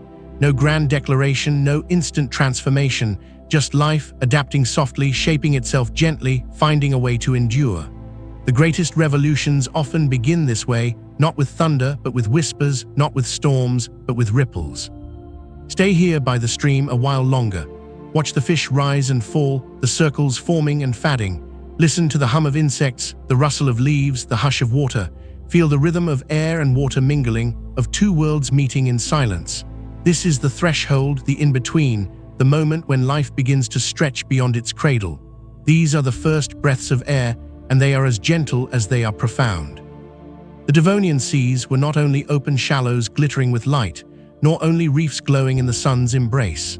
There were places where the water grew dimmer, where towering kelp swayed in endless rhythm, where coral rose in dense groves that turned daylight into shadow. These were the hidden forests of the sea, quiet sanctuaries and secret stages where life played out in ways both subtle and extraordinary. Here the ocean whispered rather than sang, its stories told in hush and shadow, its beauty found not in brilliance, but in mystery. Imagine entering one of these forests.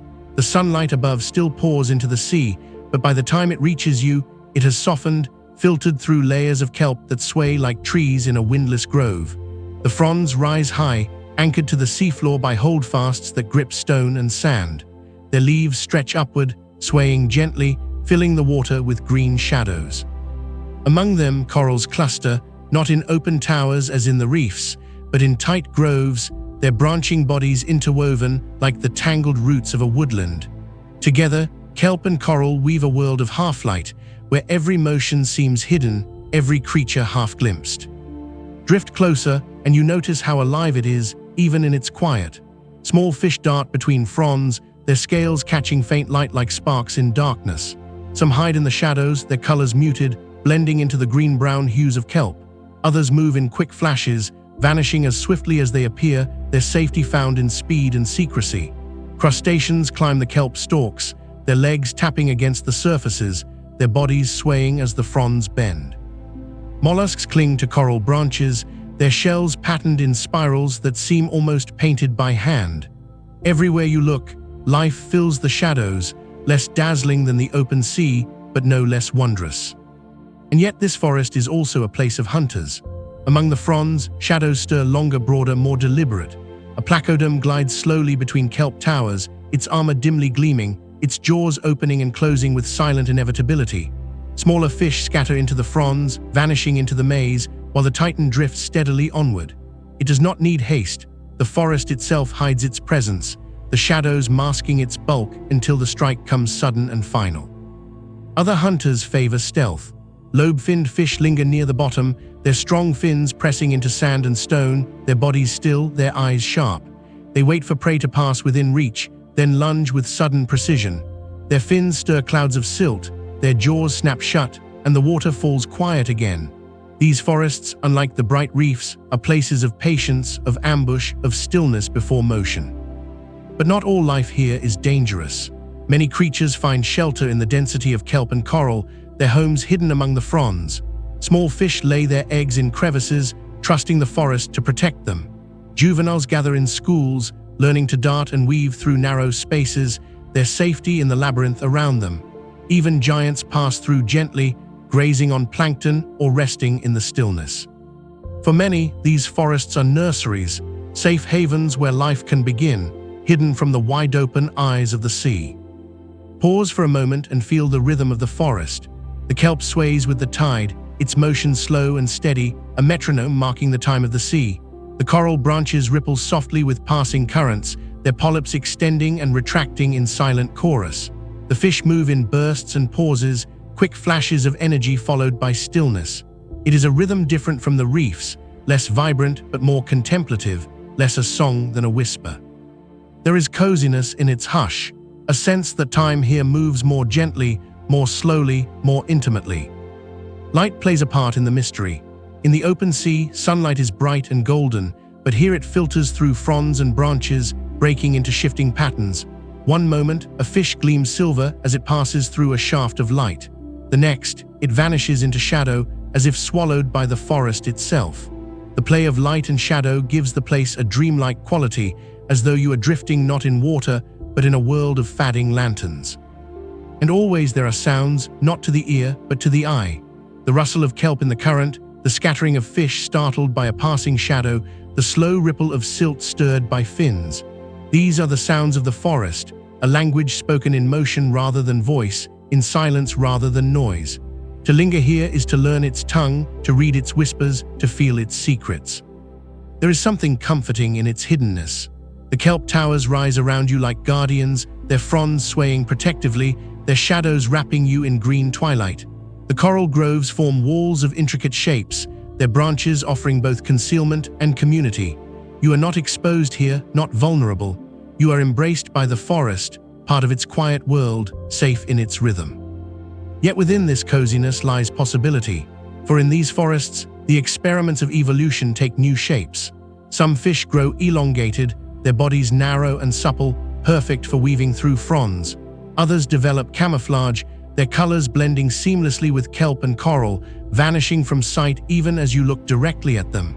Still others learn to wait, to linger, to strike with patience. The forest shapes them as surely as it shelters them, its shadows writing new forms into the story of life. Stay here a while in the hidden forest. Watch the kelp sway, the coral shimmer faintly, the fish dart and vanish.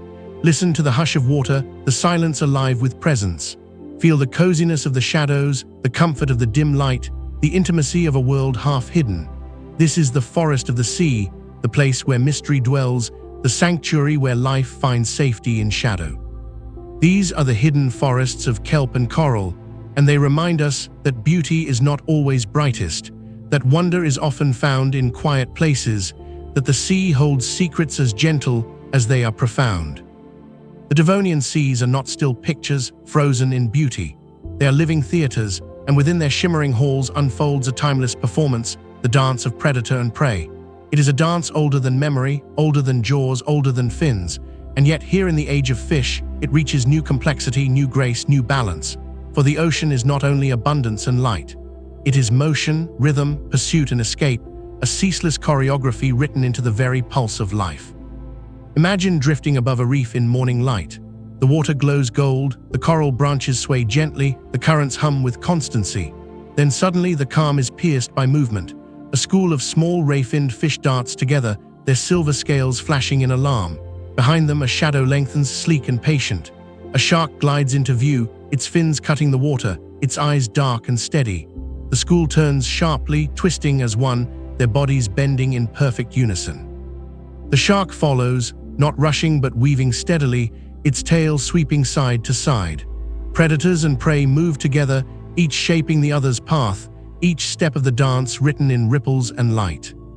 It is not chaos, it is a rhythm. The school does not scatter into disorder, it bends, twists, reforms.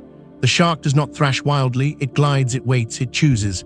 Every move is measured, every turn precise, as though the sea itself were directing the performance.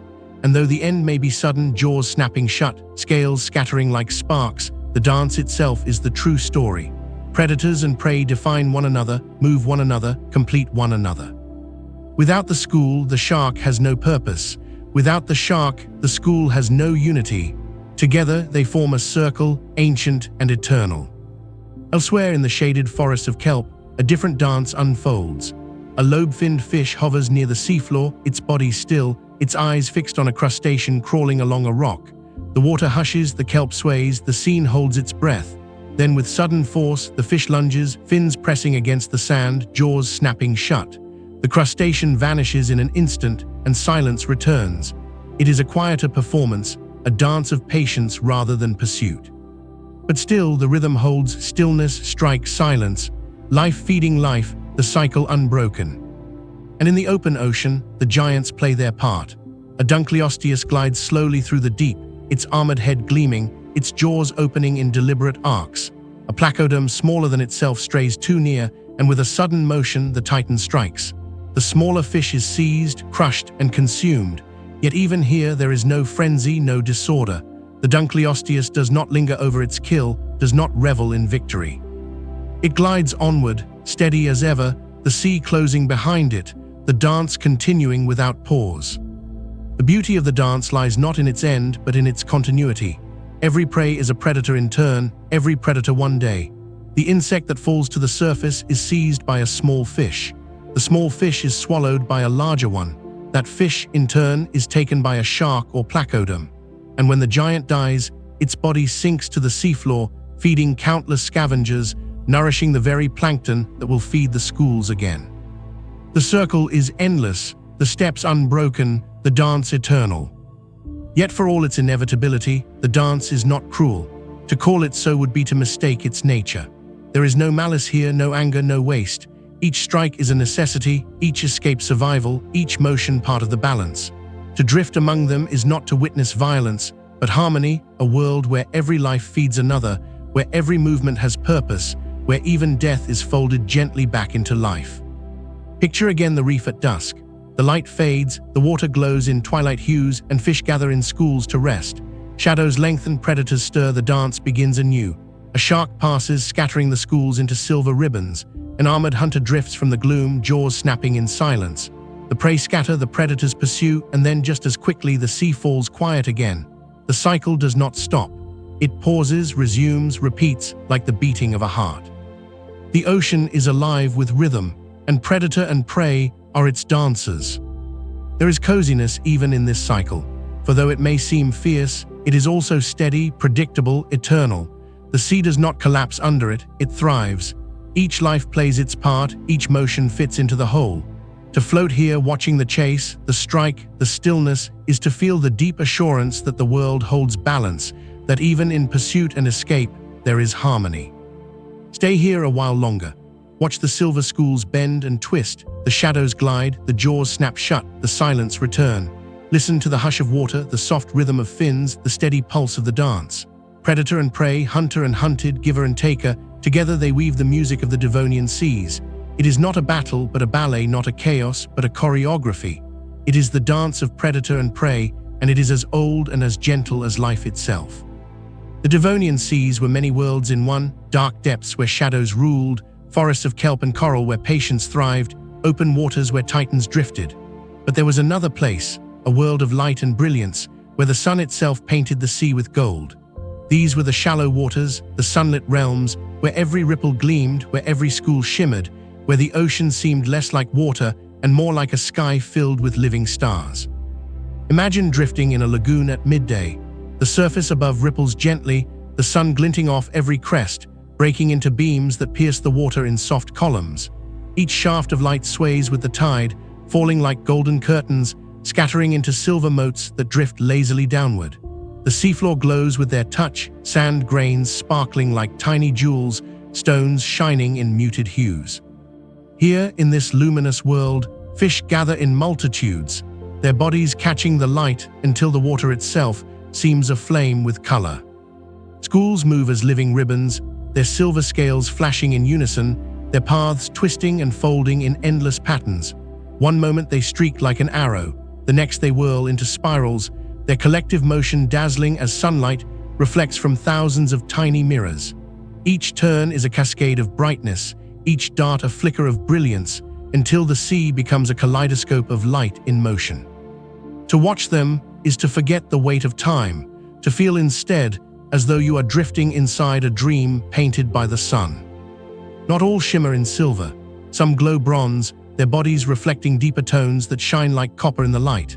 Others gleam faint green or blue, their scales shifting with the angle of the sun, iridescent as though the ocean itself had dressed them in silk. Some carry faint stripes or spots, their patterns accentuated by the light, transforming them into living tapestries. Together, they turn the lagoon into a gallery of jewels, each shimmer a brushstroke in the painting of the sea. And it is not only schools that shine. Single fish, solitary and slow, move through beams of light like drifting lanterns. A ray-finned fish hovers near the sandy bottom, its fins fanning delicately, every flick scattering sparks of brightness. A lobe-finned fish rises toward the surface, its strong fins pressing against the sand, its body gleaming faintly as it passes into a shaft of gold. Even the shadows shine here, their edges softened by the constant play of light, their outlines blurred into beauty. The water itself joins in the shimmer. Currents bend the beams into rippling patterns, casting shifting mosaics across sand and coral. Each wave above sculpts the light below, turning the seafloor into a living canvas. Fish glide across these patterns, their bodies outlined in silver fire, their scales scattering the glow in countless directions. The entire scene seems alive, less an ocean than a field of starlight carried by water. There is rhythm in their motion. Schools turn together as though conducted by an unseen hand, each body attuned to the next, each shimmer part of a larger whole. When a predator's shadow passes, they scatter in arcs of brightness, only to regroup moments later, their unity unbroken. Their dance is not only survival, but art, a choreography written in light and fine, a ballet performed not for us, but for the sea itself. Even the smallest gestures matter. A flick of a tail sends ripples of silver cascading through a school. A shift in angle transforms a dull body into a flare of brightness. A sudden dive sends motes of sand drifting upward, their glitter joining the shimmer above. Every motion contributes to the brilliance, every life adds to the painting. It is easy to lose yourself here, to float among them, surrounded by their endless light. The warmth of the sun reaches through the water, the hush of the currents cradles you, the shimmer enfolds you until you feel less an observer than a part of their dance. You are carried in their ribbons, wrapped in their brightness, woven into their constellations. For a moment, you too are a jewel of the sea, gleaming softly in the sunlit shallows. But the shimmer is not endless. As the sun lowers, the beams fade, the gold softens into silver, the silver into gray. The fish still move, still dance, still weave their patterns, but the brilliance dims, the lagoon growing quiet in twilight. It is a reminder that shimmer is fleeting, a gift of the moment, a beauty that belongs to light. Yet it is no less comforting for its transience. The sea always awaits the sun's return, and with it, the shimmer will bloom again. Stay a while in these shallows. Watch the schools twist and turn, the solitary fish drift in golden beams, the water sparkles with every ripple. Listen to the soft hush of their motion, the quiet rhythm of fins in sunlight. Feel the coziness of their brilliance, the comfort of their light. These are the shimmering seas of the Devonian, where fish became stars, where the sun painted water into the sky, where life shone with beauty as fleeting as it was eternal. Not all of the Devonian seas glittered in sunlight. Beyond the reefs, past the kelp forests and the shimmering shallows, there were waters where the light grew faint, where the golden beams of the sun thinned into blue shadows and then into darkness. These were the deeper realms, the twilight and the midnight zones, places of silence, of stillness, of hidden lives. If the sunlit seas were jewels, then the depths were velvet, dark and soft, cradling secrets in folds of shadow. Here, mystery reigned, and life took shapes as strange as dreams. Imagine yourself drifting downward, leaving the brightness above. At first, the light softens, its gold fading into muted blues and silvers. Fish still shimmer, but more faintly now, their scales glowing only when they pass through the last shafts of sunlight. Coral towers recede, their outlines dissolving into dim silhouettes. The kelp forests thin, their fronds vanishing into shadow. The water grows cooler, quieter, more solemn. The deeper you drift, the more the world narrows until all around you is a vast, hushed blue. And then slowly the twilight begins. It is not true night, but neither is it day. The light here is dim, stretched thin, more suggestion than illumination. Creatures move in half shadow, their bodies faintly outlined, their motions ghost-like. Schools no longer flash in silver brilliance, but drift like muted clouds, their forms blending with the gloom. Predators glide silently, their outlines visible only when they pass across what little light remains. Everything here is softened, slowed, dreamlike. It feels less like entering a new place and more like stepping into memory, as though the sea itself were recalling its secrets in whispers. Life in this twilight has its own kind of shimmer. Some fish bear faintly glowing organs along their sides, bioluminescent lanterns flickering in the dark. Their light is soft, pale blue or green, enough to signal to one another, enough to confuse or distract predators. To watch them is to see stars drifting through water, constellations that form and dissolve as the fish weave together. They are living beacons, guiding one another through the shadows, turning the gloom into a sky beneath the sea. Others adapt with size and shape.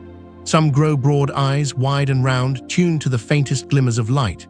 They drift slowly, their movements patient, every flick of a fin measured. Others grow long and slender, their bodies winding like ribbons, their silhouettes blending seamlessly into the background. Predators linger with patience, waiting for prey to draw too close, their jaws opening with sudden precision. Here, speed is less important than stealth, and survival depends on silence. And deeper still, the twilight fades into true darkness. The midnight zone begins, where no sunlight reaches, where the only illumination is the glow of life itself. It is a world without day, without shadow, without horizon. The water is black, the silence nearly absolute, the pressure immense. Yet even here life endures. Strange fish glide in darkness, their bodies adapted to a world unseen. Some carry luminous lures, dangling threads of light that sway gently, drawing curious prey into sudden jaws. Others shimmer faintly along their sides, signaling silently to mates or warding rivals. Still others bear no light at all, moving only by touch, by vibration, by instinct. There is a coziness in this darkness, though it may seem strange to think so. The depths cradle life like a blanket, their silence protective, their stillness eternal. There is no hurry here, no bright chases or sudden scatterings. Movements are slower, more deliberate, shaped by necessity. Energy is precious, each action measured, each moment deliberate. To drift in this world is to feel time stretch, to feel the sea hold you in its quiet arms, to sense the intimacy of life surviving in darkness. Mystery defines the depths. We do not know every creature that moved here, nor every shape life took. Fossils tell us fragments, strange forms, unfamiliar outlines, but much remains hidden, lost in the velvet folds of time. And perhaps that is fitting, for the depths are not meant to be fully known. They are the sea's secrets, its hidden heart, its reminder that not all must be revealed. To leave them mysterious is to honor their nature, to accept that some wonders are meant to remain whispers in the dark. Picture for a moment a scene in these depths. A faintly glowing fish drifts slowly, its lanterns casting pale light in the black. Around it, shadows stir thin ribbons of predators, silent and waiting. The glowing fish flickers its light, patterns shifting across its sides, confusing the watchers. Then with a sudden flick, it vanishes into the dark, its glow extinguished, its body swallowed by shadow. Silence returns. The predators drift onward, patient, unhurried, the dance continuing without end. Even in this hush, the cycle holds. Prey feeds predator, predator sustains scavenger, bodies sink to the seafloor, nourishing the smallest lives. The balance is unbroken, the circle eternal. The depths may be quiet, but they are not empty. They are filled with presence, with stories too faint for light, too quiet for sound, too deep for memory. To linger here is to feel the immensity of the ocean, its capacity to hold both brilliance and silence, both revelation and mystery. Stay in the depths a while longer. Let the darkness embrace you, let the glow of lanterns flicker faintly around you, let the hush of still water cradle you in its arms. Feel the coziness of the silence, the intimacy of life hidden in shadow, the comfort of the sea's eternal mystery. These are the depths of the Devonian, as gentle as they are strange, as secret as they are eternal. They remind us that the ocean does not reveal all at once, that wonder lies not only in what is seen, but in what is left unseen. Here, in the mystery of the depths, the age of fish whispers softly, its secrets carried forever in silence. The Devonian was not only the age of fish. While scales shimmered beneath the waves and jaws snapped in the hush of kelp forests, above the water, another revolution was quietly unfolding. The land, once barren and bare save for scattered mosses and low plants, was changing. Green was rising. Forests stretched their roots into soil and their crowns into sky, and for the first time in Earth's long history, the land itself began to breathe. Imagine walking along the banks of a Devonian river. The air feels different here, heavier, damp with the scent of moss and fresh growth. The ground is soft, spongy with layers of plant matter that have fallen and gathered, forming the first true soils. Before you rise towering forms, not trees as you know them now, but something more ancient, stranger, yet no less majestic. Some stand tall on broad trunks, their bark rough and fibrous, their crowns crowned with feathery fronds. Others spread low, their bodies more fern than tree, yet still immense compared to the mosses and liverworts that once ruled the land. These are the first forests, and their presence reshapes the very breath of the world. Above, the canopy filters sunlight, breaking it into shifting patterns that dance across the forest floor. Between the trunks, shadows stretch, cool and damp, while patches of brightness glow in golden pools. Streams wind among the roots, their waters darkened by fallen leaves, their surfaces broken by the splash of insects. The forest hums softly, though not yet with the voices of birds or mammals. Instead, the sound is of wind through fronds, of insects buzzing in the light, of rivers whispering through roots. It is quiet, but it is alive, its breath steady, its presence vast. These forests did more than decorate the land, they transformed it. Their roots dug deep into soil, breaking stone, holding earth, changing the course of rivers. Their leaves and fronds drank sunlight and exhaled oxygen, filling the air with new richness, thickening the atmosphere with every breath. They cooled the land with shade, fed the rivers with fallen leaves, gave shelter to insects that crawled and flew in their shadows. In their stillness, they shaped the very world, creating the stage upon which future life would unfold. And the rivers that cut through these forests carried their gift into the sea. The water, enriched with nutrients from soil and roots, flowed outward, feeding plankton, feeding fish, feeding the entire web of life. The forests and the seas were not separate worlds but partners, their breath and flow mingling, their stories intertwined. When a lobe-finned fish rose to gulp air, it breathed not only the sky but the gift of the forests, the oxygen they had exhaled into the world. When currents carried leaves into rivers, they became food, shelter, the beginnings of ecosystems. The age of fish was nourished not only by the sea, but by the forests that breathed above it.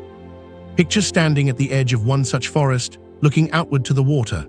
The line between worlds is soft here, blurred by roots that dip into streams, by reeds that sway half in water, half in air.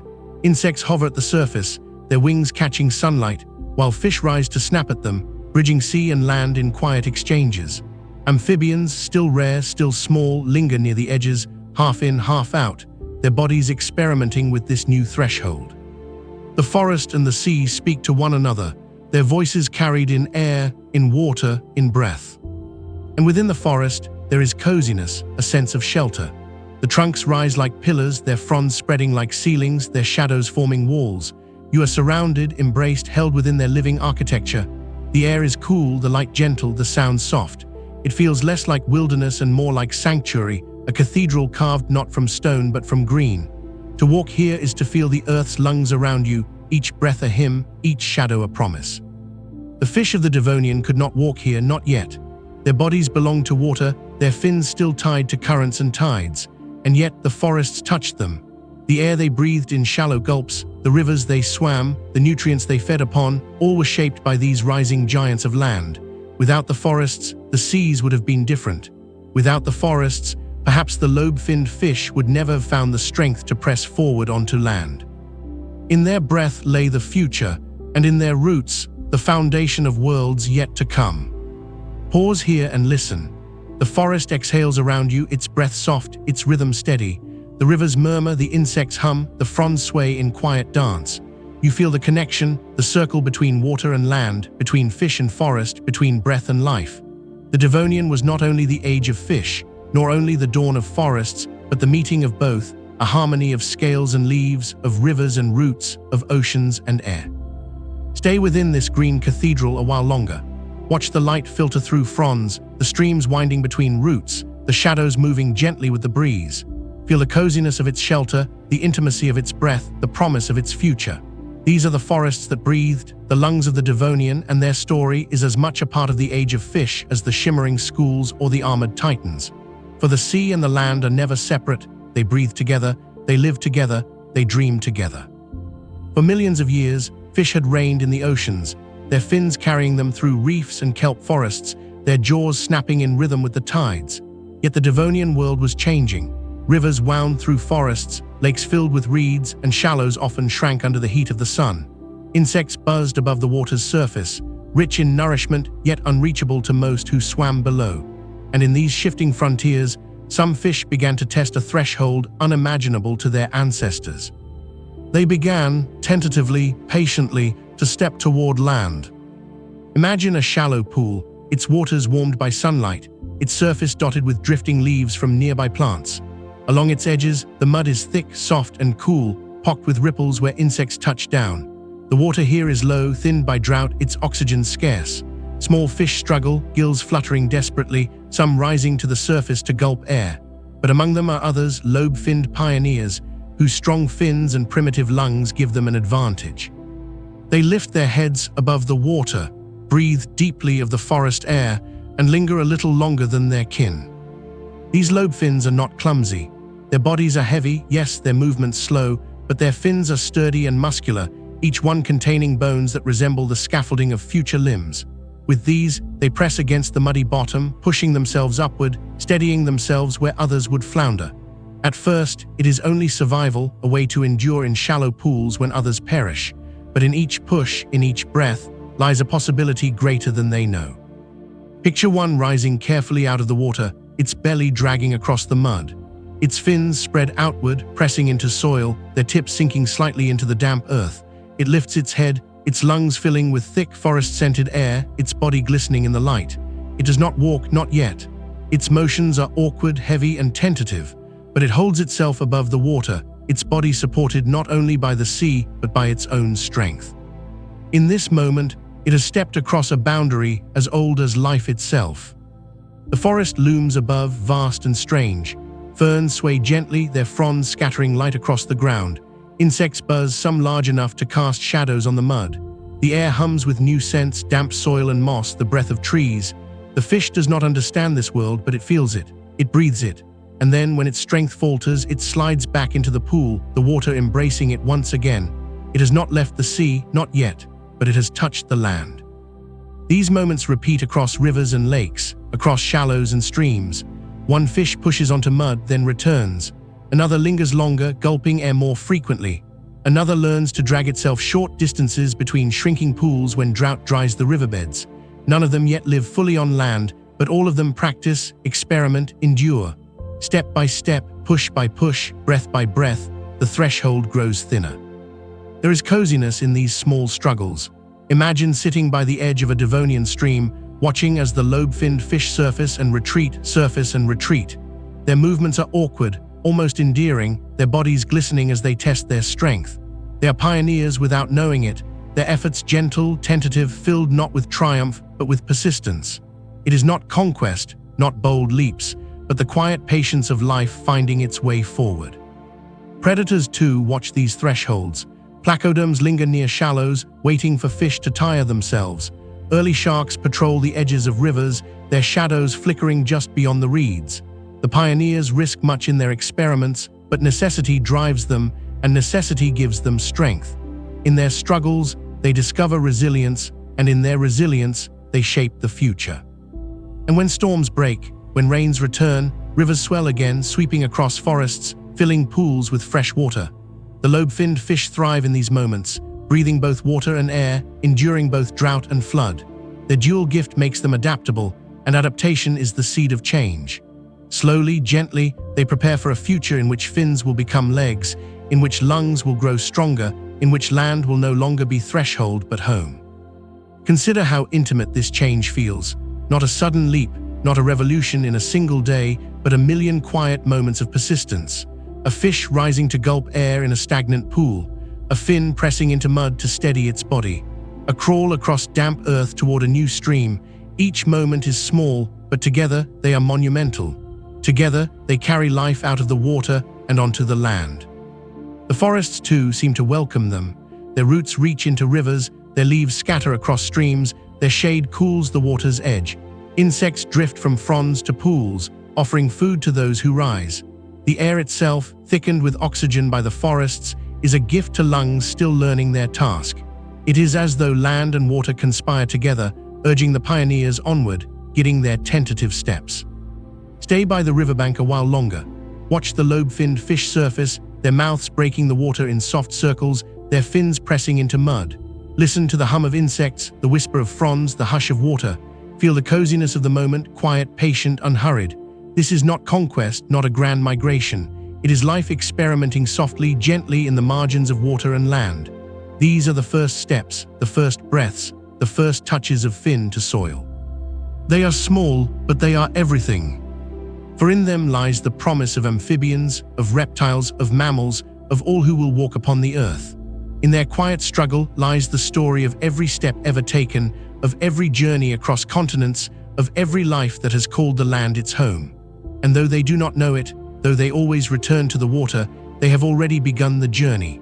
They are stepping toward land, and in their steps lies the future. The Devonian world was a world of water, not only in vast oceans and sunlit shallows, but also in the countless rivers that wound their way across the land.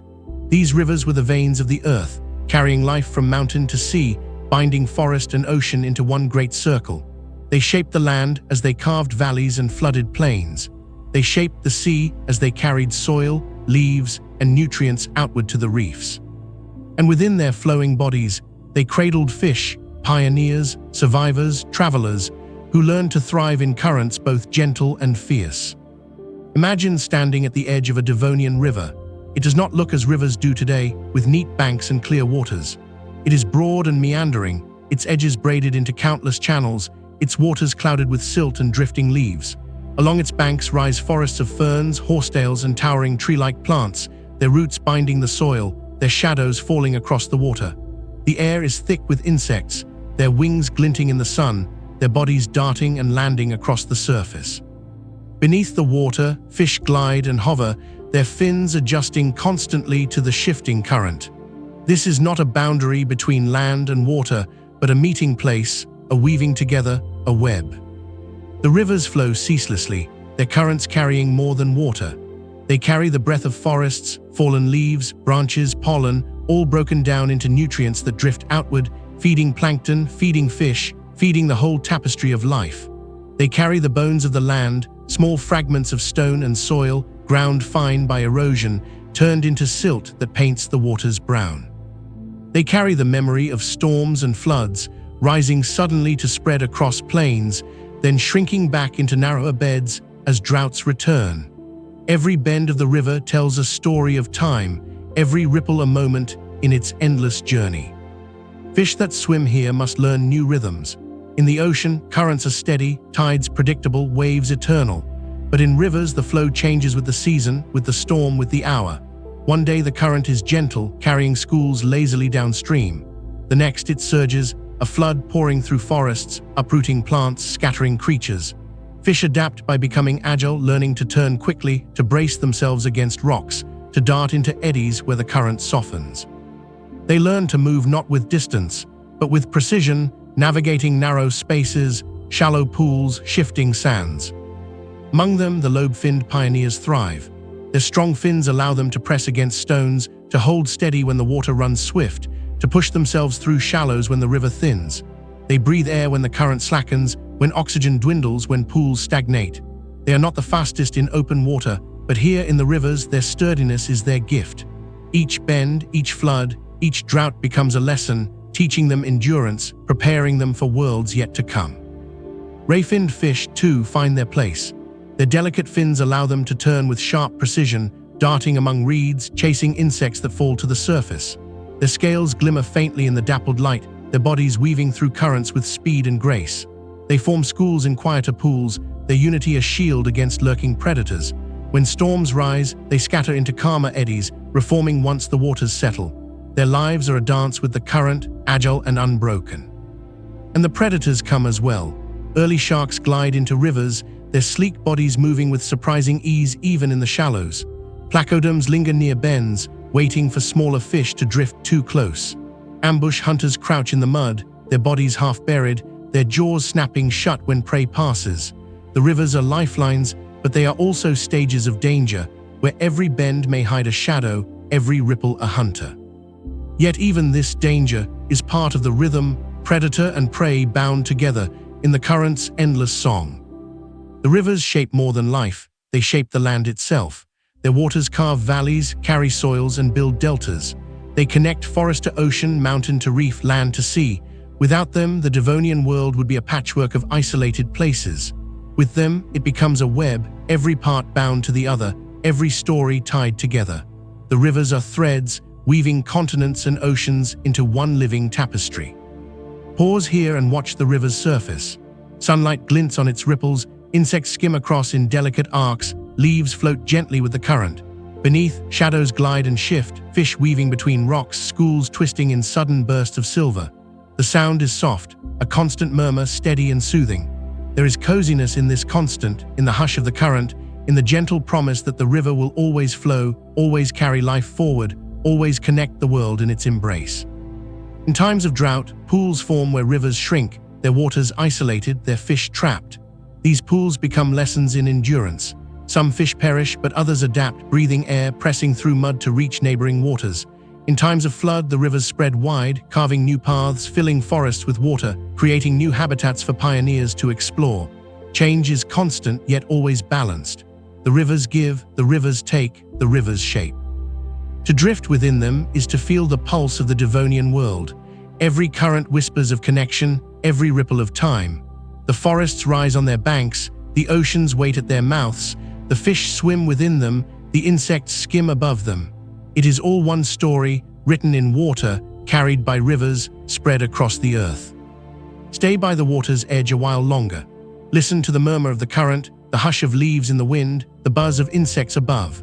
Watch the fish weaving through reeds, the schools flashing in silver bursts, the shadows lurking in the bends.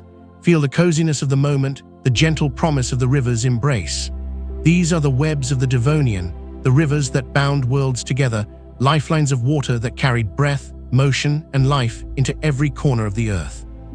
The Devonian world was alive with shimmering scales, forests that breathed, rivers that wove their endless paths, and predators whose jaws shaped the rhythm of the sea.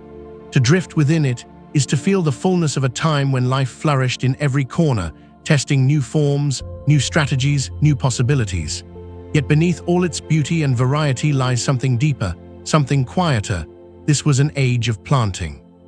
In every shimmering school, in every gulp of air, in every fin pressed into mud, seeds were sown, seeds of the future, whose roots would stretch far beyond the Devonian, into worlds still waiting to be born. Imagine a lobe-finned fish resting in a shallow stream. Its fins, heavy and strong, press against the muddy bottom, its lungs fill with air drawn from above. It does not know it, but within its body is a design that will one day become a leg, a foot, a hand. Its movements are awkward, clumsy, small, yet in them lie the first steps of amphibians, the first journeys onto land, the first footsteps across continents. This fish is not walking yet, but it is carrying the seed of walking, the quiet blueprint of a world where land will no longer be empty. Nearby forests sway in the wind, their roots binding the soil, their fronds scattering light. Their leaves fall into streams, feeding rivers, nourishing plankton, shaping ecosystems both above and below the water. They do not know it, but they are changing the very air, filling it with oxygen, thickening it with breath. In time, this gift will make land not only habitable, but abundant, cradling creatures who will one day crawl, walk, and fly.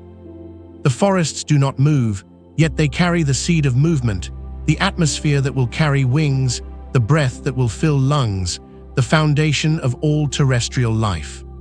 And in the seas, the sharks glide sleek, enduring, eternal. Their bodies are already so well tuned that their descendants will scarcely change across hundreds of millions of years. They move with confidence, their teeth forever renewed, their senses attuned to every vibration, every pulse of life around them. They are predators, yes, but also keepers of balance, guardians of rhythm. They carry seeds not of change, but of continuity, proving that some designs are so perfect they endure unchanged. Their seed is constancy, the assurance that even as the world transforms, some patterns remain, steady as the tide. The Placodum titans, armored and immense, plant seeds of another kind. Though they will one day vanish, leaving no direct descendants, they show what is possible. They prove the power of armor, of jaws, of size. They demonstrate how strength can shape ecosystems, how dominance can be held and then lost. Their seed is memory, a reminder that even the greatest reigns end, and that the world is always ready to begin anew. Everywhere you look, seeds are being planted. Insects skim the water's surface, their bodies already experimenting with size and flight, whispering of skis that will one day be filled with wings.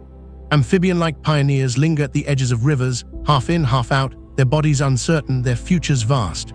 Even the smallest fish, shimmering in schools across the reefs, carry seeds of survival, unity, adaptability, the strength of many over the power of one.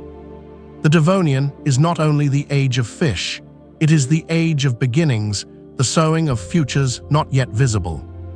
Pause for a moment and reflect on the coziness of this planting. Seeds do not grow overnight. They rest, they wait, they linger unseen until the time is right. So too do the changes of the Devonian. Fins strengthen slowly, lungs develop quietly, forests spread patiently. There is no haste, no sudden revolution, only steady persistence, gentle preparation. It is the comfort of knowing that the future does not need to arrive all at once. It can unfold softly, step by step, breath by breath, ripple by ripple. Consider how many futures are written here. The lobe-fins, with their bones that resemble arms and legs, will give rise to amphibians, then reptiles, then mammals, then us. The forests, with their roots and leaves, will transform Earth's air, shaping climates, feeding soils, giving rise to vast terrestrial ecosystems. The insects, buzzing and crawling, will one day pollinate flowers, feed birds, and populate every corner of the Earth. Even the shimmering schools of ray-finned fish, delicate and abundant, will continue to thrive, becoming the most diverse group of vertebrates on the planet. The seeds are everywhere, scattered across water and land, waiting for time to nurture them. There is humility in these beginnings. The fish do not know what they are becoming. The forests do not know what they are shaping. The insects do not know what skis they will fill.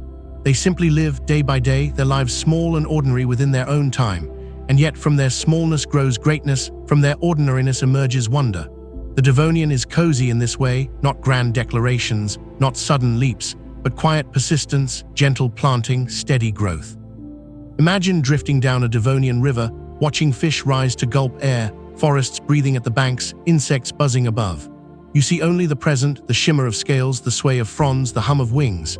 And yet if you look closely you sense it, the seeds of everything yet to come, hidden in every motion, every breath, every ripple. The future is here, not in thunder or flame, but in quiet moments of life adapting, experimenting, enduring. Stay here a while longer in this age of planting. Watch the lobe-fins press against mud, the forests scatter their leaves, the sharks glide silently, the insects hover above the surface. Listen to the hush of water, the breath of air, the rustle of fronds. Feel the coziness of the moment, the comfort of patience, the gentleness of beginnings. These are the seeds of the future, planted in the Devonian, nurtured by water and air, carried forward by time. And though they cannot see it, though they live only in their present, they are shaping everything yet to be. The Devonian world drifts now towards stillness. The shimmer of schools, the shadows of sharks, the slow gliding of armored titans, all continue in their rhythms, yet the sea feels as though it is breathing more softly, settling into reflection. We have wandered with them through reefs and rivers, forests and depths. We have seen jaws snap in silence, fins sweep like wings, forests breathe into air, and fish lift their heads to gulp the sky. And as we drift once more into the waters of memory, it is time to gather these stories, to let them settle like silt in quiet currents, to close the chapter of the Age of Fish. Imagine again the open ocean, the sun falling low, the water glowing in hues of silver and gold. Schools drift in lazy spirals, their scales flashing softly in the fading light. Placoderms patrol the edges, their armor catching the last glint of day. Sharks glide like shadows, their fins tracing the line between surface and deep.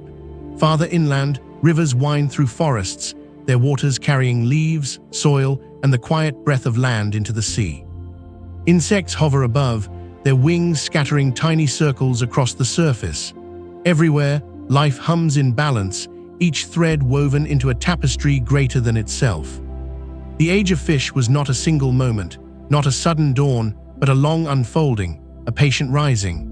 From the first jaws to the first fins strong enough to press against mud, from the forests that filled the air with oxygen to the fish that first lifted their heads above the water, every step was part of a story much larger than itself. This was an age of experimentation, of diversity, of planting seeds that would not bloom fully for millions of years.